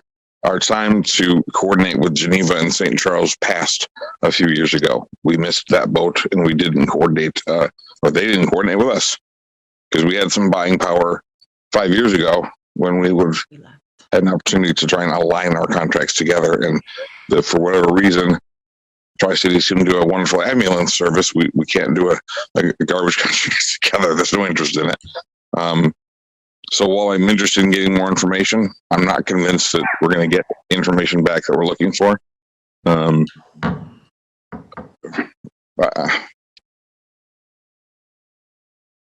would say that now is the point that we probably should be negotiating with the 2 vendors that staff has recommended, because it looks like that is more likely to get a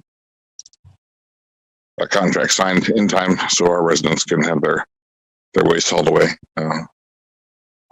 That's the direction I would go. Thank you. Alderman Conley? So I would be afraid that an RFP for stickers might not bring back information we want. As much noise as that has been made about stickers, it's really about price. That's what people care about. If you told a senior that they can use stickers, but their one sticker is going to cost them $12, but they could have a toter for $10, they're going to choose the toter. So I am worried about that an RFP for stickers isn't going to bring us back the info we want, and we're just delaying the process. With that said, I would support putting out an RFP if we are going to have the info back and be able to make a final decision the week before that 15th meeting, because that's my biggest worry in this, is that we're going to get too far past a deadline to allow a new vendor to come in, and we're going to be then negotiating with just one vendor who already has all the assets in our city. So with the idea that we'd have extra early meetings in May, I would welcome a new RFP, but if not, I would not.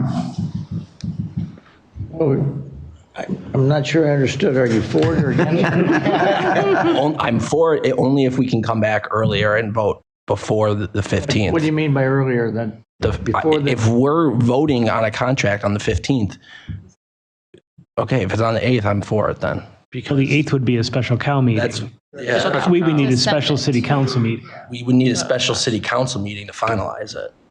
The 15th would be too late. And I don't know Because if after that's- that, they'd have to do negotiations. And that's my point, is that I'm worried that we've already passed this deadline. And as much as we want to learn as much information, and maybe that's a lesson that we've learned through all this, but I'm worried that we're going to run out of time. Why can't the 8th be a special city council meeting? That's what I said. We can have the discussion and we can have the vote on the 8th. Do them both the same night.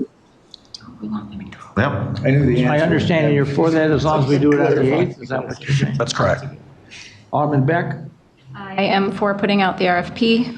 I agree, it is a lot about cost, but it is a lot about paying for what you produce. And people want to see that fairness, that I pay for what I pay for the piece that I'm contributing, and I'm not paying more, and I'm not paying to subsidize somebody who's putting out more. And that's one of my biggest hangups. So all that to say, yes, I support putting out the RFP. Therefore, going for the RFP. Alderman Rosado? Yes, I would support going out for the RFP also, as long as it's just for stickers and we don't entertain any other offers, or if somebody comes back with another offer, we disregard it.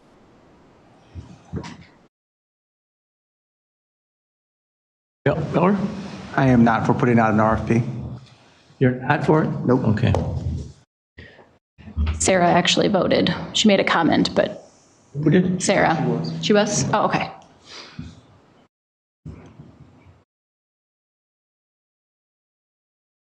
Everybody, I should confirm. everybody had their say? 9 and 5 in favor of. Of an RFP? Yep. In the RFP, I would like to also include that the merchants are going to be able to be incentivized for offering stickers on the east side. I think that we need to require 3 merchants on the east side and 3 merchants on the west side to be selling the stickers. And that would need to include incentivizing the merchants to carry it.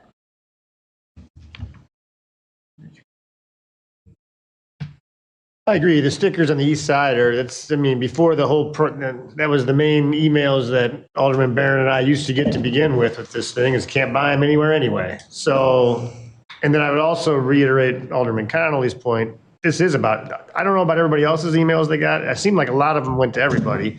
And it was always about, I pay $6 a month. It was never about anything other than money that I saw. Other than, it might just say, we want stickers, name and address. Or we want stickers because I only spend $6 a month. It was always about money. So that's a very good point Alderman Connolly made about what the sticker The one thing price that's is. challenging here is, even though people only put out like 1 or 2 bags, how much are they putting out for recycling every single week? And I think that's where there's that discrepancy, because we're still picking up the recycling. So they're still putting the trucks out there. They're still using the manpower. And I know that we talked about, we wanted to see one for a cost for recycling and one for garbage. And that way people could really see what they're having to pay for these items to pick up. People think recycling is free, but what's happening is people are coming through. It's a service. It's kind of like food delivery. Somebody's coming and delivering, so you have to pay more for that delivery. It's just like, instead of me taking my recycling somewhere, I'm asking somebody to come and pick it up and do a service for me. And then for us to say to these companies, we want you to do it for free for us because, we're Batavia or all the other companies. So that's one thing I would love to see in the industry change a little bit, so people don't get into the mindset of everything is free. We're giving you free recycling when we know it's not really free. There's as you said, there's a fixed cost involved with that for you guys to have a truck. And if somebody's only putting out recycling, it's other people that are having to cover the cost for that. One thing I would worry about is people trying to put their garbage in the recycling bin. Well, they do it now, Your I know Honor. that. Some people do. Some people But I mean, some people have a moral compass, and we can't control that. You would hope that people in our community would do the right thing because it's the right thing to Most of them do. do, but there's a few that don't. That goes to the whole argument of the whole thing of you need to pay for what you shouldn't have to pay this amount if you're not putting them out this amount of garbage. But that would go to the fact of then the people that are paying for toters are paying for everybody else's free recycling. So, I mean, where's the equity there? It's just, that's where the argument kind of falls apart about this whole equity thing. Question to the city attorney, do we need a vote then to? We're going to have a special meeting on May 8th then? We're going to have to make a motion at some point to create that meeting. Yeah, you'd have to do that motion. You can vote on it May 1st. Okay. I can send out the notices and.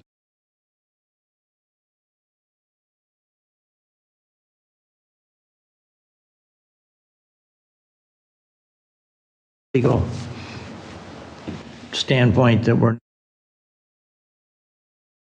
I think there are still residents who would like to speak. Pardon? I think there are still residents who would like to speak. Yeah, I apologize. We had to have the council speak first. If anybody in the audience wants to address us, if you'd come up and use the mic, please, and give us your name for the record.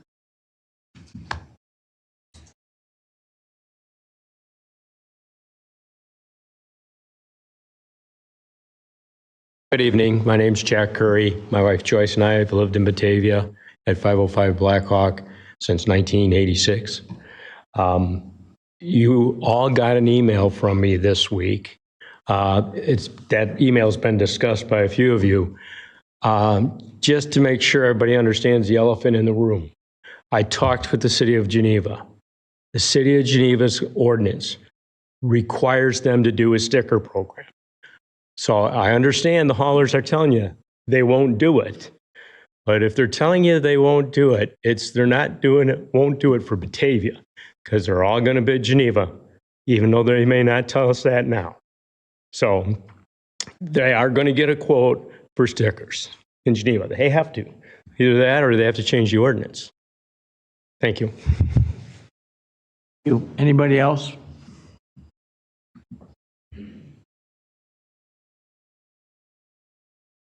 Give us your name for the record, please. My name is Charlie Corey, 1311 Town Avenue. I'm a firm believer in that I pay for what I use. That's why I support the position that the stickers worked very well for us in the past few years. Now, there's a big reason, obviously, that I'm unaware of why people don't like stickers, and I hope it isn't just because other communities aren't taking stickers. However, I would like the question posed by one of the council members to the contractors that are going to be bidding on this is why do they offer the pay for lift service to any other surrounding communities that they service? That's a question I haven't heard discussed. I see everybody said no bid. Do they actually provide that service to any of the customers that they now work with on a pay per lift, which should be the same thing as a sticker, if you might, but the drivers wouldn't have to get out of their truck to rip the sticker off, which is, I think, is the big objection. They would simply go to the tote, pick it up, dump it, and then there would be a charge for that lift. I'd like to hear a question from someone on the council. Is that service currently provided by any of these contractors in services in communities that they service? Sir, yes, it is. It's in Wheaton, and it's because they're a larger community than Batavia. We just don't have the number of homes needed to make it equitable, make it financially reasonable for our residents. Do they want the business? Because that's what we want.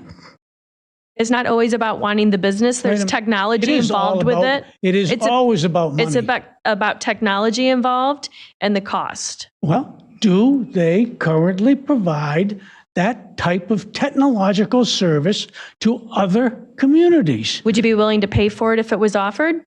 I would want to know what the cost is. $50. How much? 50. Where did you get that figure? That was a number that they threw out at us because of the size of our community. Have we talked about that figure yet? Yes, we did. It was discussed already. Okay, I It was hadn't heard discussed at that. the last one. Okay. All right, thank you. Thank you. Anybody else?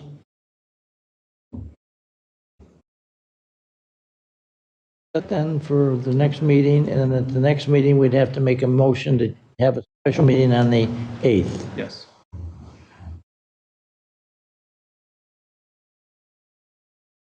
That conversation for the evening. And we will go to item 13, which is resolution 23-050-R, first extension of service agreement between Coal 9 Incorporated and the city of Batavia. Who's got this one? I do, Your Honor. Just 1 second while I pull it up. Okay. As we had learned in committee, the organization that was doing the bid for this is working with a couple other communities. I believe that was Aurora and Montgomery. We were receiving 8 bicycles at a cost of $1,500 per year. It would be a total of $12,000 for continuing the service. We did discuss it at committee. There was a sort of a lukewarm reception, and it seems that this might not be the right program for us. So I would throw it out to council if there's any additional discussion on it. I did not intend on making a motion on this evening. I had checked with the communities of Montgomery and Aurora, and both of them are in the process of approving the agreement. So they will have bike share in their communities this year. They will. They will indeed. Then okay, that makes it better. So I guess I would throw out to the council floor then if anyone is interested in making a motion or if there's discussion regarding this item. I think that in the beginning we thought that many more communities were going to be participating in this. So I guess I would leave that up to my colleagues. Comments from the council on that one? Laura, can you remind me, is this included in our budget for this year? No, it is not, because the RFP, they received no proposals on their RFP, and it wasn't until the beginning of this year that they pursued reaching out to vendors to see if they could put a deal together.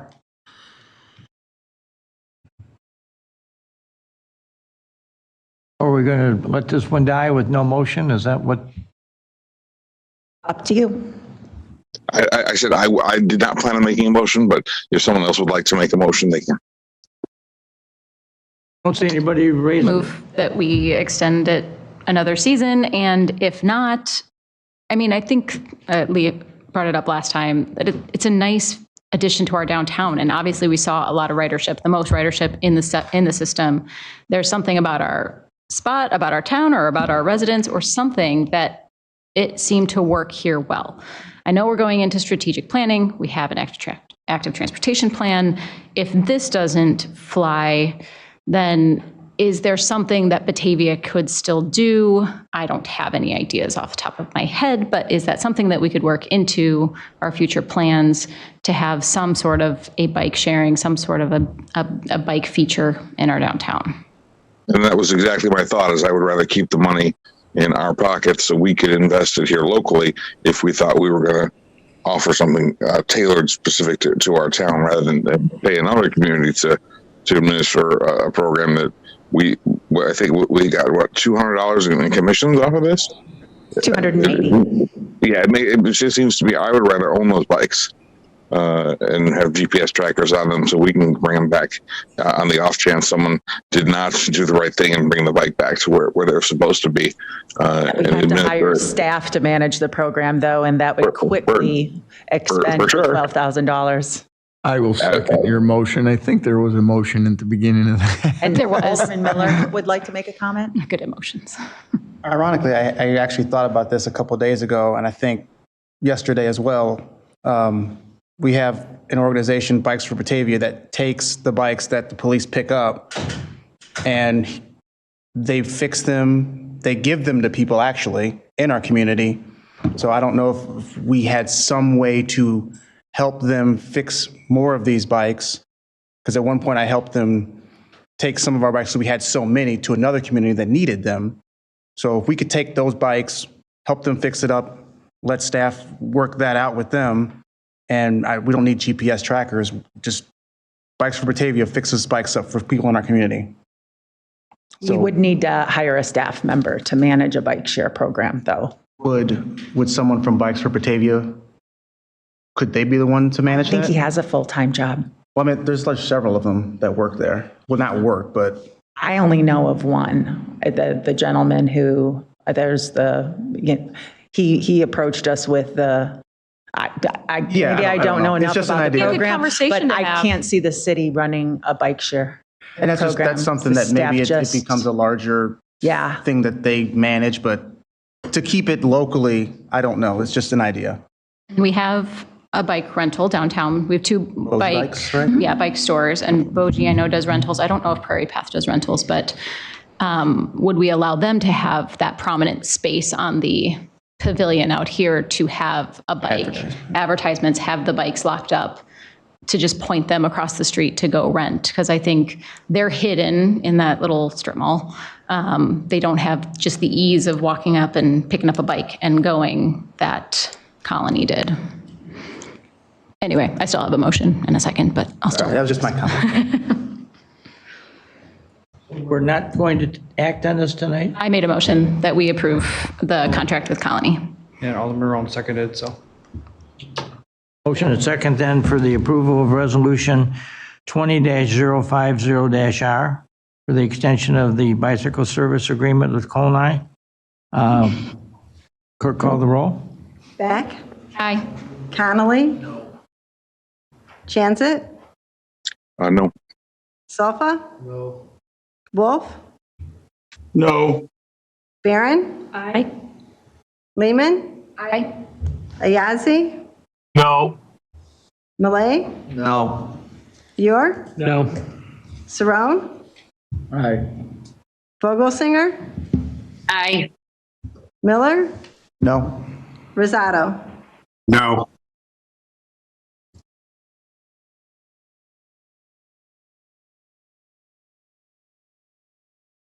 Thank you. Motion denied, 10 to 4. 9 to 5. 9-5. That's right, I counted 9 to 5. 9-5. Motion defeated by a vote of 9 to 5. Your Honor, as a point of order, Go ahead. it's okay to have discussion unless the question is called after we have a second. So that we weren't in terrible territory. We've had 25 minutes or 45 minutes of discussion after a second. And unfortunately, we might have possibly talked some yeses out. If another alderman would join me, I'd be happy to discuss this again in committee. I think there is some merit here for something, to flesh something out, whether it's in our budget or whether we ask for this to go out to a larger health organization to consider taking over for sponsorship. There are plenty of opportunities here. I love that we had it. I hate that it didn't pay anything close to for itself. We know how many bikes pass by the very council chambers that you folks are in right now. I hate to see this program die. So I guess I would ask if another alderman would join me. I would love to talk about it some more, either in committee or form a subcommittee. I would just add that Colony is delivering the bikes to Aurora and Montgomery this week. And so we were kind of late to the program anyway. So finding the right people at healthcare organizations and having meetings with them, we could be a few months down the road. And it might not be this season. It might not be this season. It might be next season. We could bring it back bigger and stronger another year. Mm-hmm. It seems that there doesn't seem to be the support right now. I just don't want to see it killed with a vote like that. So if anyone is interested, I'll support you, Dan. Thank you, sir. So and what was the support for? Bring the discussion back up. Bring it back to some committee. sort of bike program in the future. This would be a council policy decision. We would not be asking for any work on staff's part at this time. Okay, so in maybe a couple of months from now, put it on a committee of the whole agenda? On a light agenda, yeah. Mhm. Sounds good. Okay. Good. So moving to 14, the administrator's report. Laura? Well, first, I would like to share the good news that the city of Batavia is the recipient of a $1 million grant through the Illinois Transportation Enhancement Program funding for our road diet on Route 31. Last September, engineering submitted an application for this program, and they just recently announced the awardees, and we were very happy to see this project be included among those that received funding. Also, we held the meeting with the North River Street businesses and property owners to discuss the construction of the one-way and get their ideas for the layout of the road. We're planning to bring that back to City Council next Tuesday and hope to have a drawing of basically what that will look like. HR has been conducting orientation for several new employees. Jared Guzman started as HR coordinator, and Isaac Blazzola started as a wastewater operator last week. And then just today, Max Weiss started as the management analyst. So we're happy to see these positions filled and excited to see what these individuals will do for City of Batavia. And in Public Works, we're continuing to work on the quarry project with the Park District to provide them with a fiber connection at their facility. And we had the pre-con meeting for the North River Street conversion to one-way, and permits have been submitted to IDOT. As soon as we receive those permits, then construction will get underway. And engineering is working to finalize plans on 2 new entryway signs, one on West Main Street and the other at Illinois Route 25 in Fabian. And on Saturday, April 22nd, from 10 o'clock a.m. to 2 o'clock p.m., the Batavia Police Department will be a collection site for unused medications and vaping pens, but those vaping pens must have the batteries removed.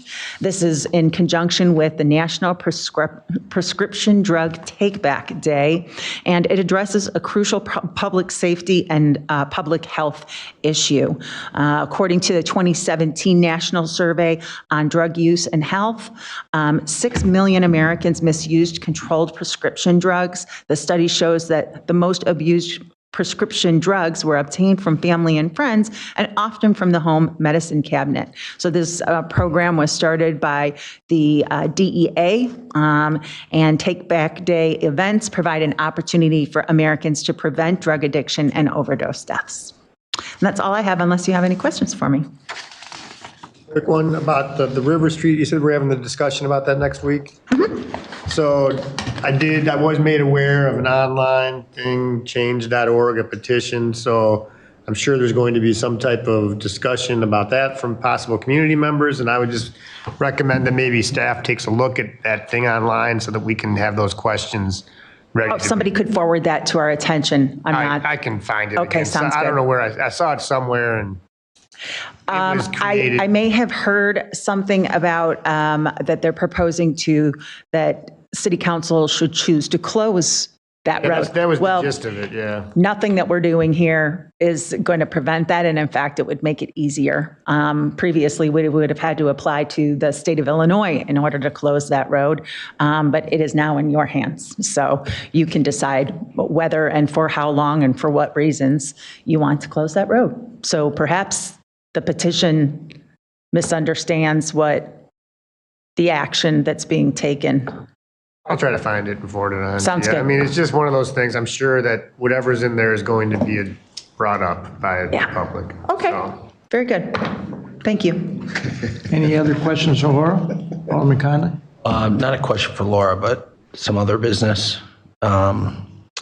We all know that we had the loss of a police officer last month, and I learned some nice information from some of his friends about how the Batavia business community kind of banded together to support the family.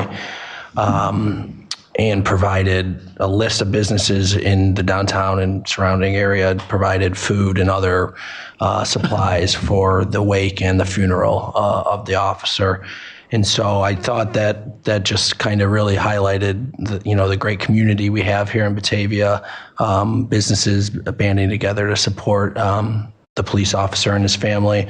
And so even with the heated discussions we've had about garbage disposal, this is a great community and we're all lucky to live here. And, everyone in this community is very special. Thank you. Anybody else have any other business?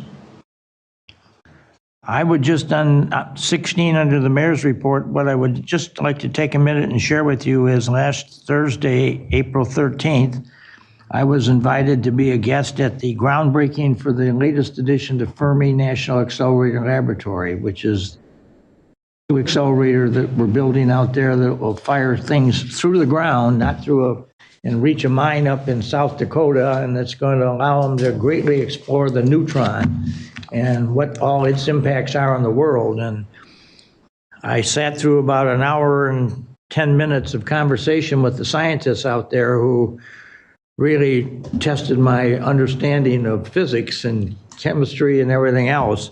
But I came away from it feeling very good because, quite honestly, they're looking at trying to do some stuff out there that would potentially really improve the world and make it a cleaner and safer place. They're really into environmental issues and making sure that we as a society don't do anything bad. And they've already gotten a real pat on the back, and I think I've mentioned this before. They get the credit for developing the technology of the MRI medical research machine, and that's had a significant impact on the world at large, and there's now millions of people who have survived or lived or had some medical issue greatly identified because of that. And they're working on other things, and so as a result, we should be, I think, very pleased and excited that Fermilab has broke ground, and will probably, this new device out there will give them another 50, 60 years of life in Batavia. And I certainly won't be here to see it, but they're going to really, they were officially announced that they were going to build there on December 16th, 1966. And that's 50 years ago. And they have really, at the end of the day, as Batavians, we have to ask ourselves, had that not happened in 1966, can you imagine what that area out there east of Kirk Road would be like today? That would just be one big sea of urbanization, and we'd have a second high school, and we'd have probably a land war going between Warrenville and West Chicago and Naperville and Aurora, and maybe North Aurora, as to who's controlling the land out there, and everybody would have gotten into zoning battles and whether. Instead, we got a 6,800 acre area out there that's totally off the development rolls, and now that we're building this thing, it's going to be off the development rolls for another half century or better. So at the end of the day, Fermilab's been a great addition to our community when you look at the positive things it's brought to our world, and listening to these men and women out there today that are dreaming and researching. They've got some grand ideas of things that they're going to be able to do. And specifically, I think they're sticking themselves deeply into the computer world and trying to figure out, what can we do to make it safe and make it very agreeable to everybody. And it's a wondrous thing. And I'm going to employ over 2,000 new people, new jobs out there, which will be a real shot in the arm. And if you look at the Batavia housing numbers right now, as of, I think I've shared this with you before, as of this past year and a half, we have either started construction or have issued permits for 549 new living units in the city of Batavia, many of which are not yet occupied. But the commons out there at Wind Energy and Kirk Road, we've issued the building permits now for the final addition to that whole thing, so that'll be totally built out. Out on McKee Street, we have Winding Creek out there, which is a Pulte project, and they can build 163 houses out there, of which the development department's telling me we think we're up to 40 building permits that are about to be issued. And we've got some of our incumbent residents moving out there to it. And so, we've got some, then we had the landings open this past year, and that's over 140 units for senior citizen living. And we've got a lot of different people talking to us about doing stuff in Batavia. So I would credit some of this activity at Fermilab as being part of that whole situation of all these people moving in and why they're coming. And so I just wanted to give Fermilab a word of thanks and a pat on the back for things they've done that really have divided Batavia's history into, something that they thought they could do, and I guess they've done it, but now they're into other areas, and all of it's, we're not making bombs or shooting people, or the place hasn't blown up on us or done anything bad. And it's been a lot of great new people have moved to Batavia because of that facility out there. So thank you, Fermilab, and I just wanted to publicly say that because they have been a nice addition to our town. So who would like to make the motion for adjournment? Moved by Alderman Sofa. Second by Alderman Mealy. All those in favor signify by saying aye. Is that what we do? All those in favor signify by saying aye. Aye.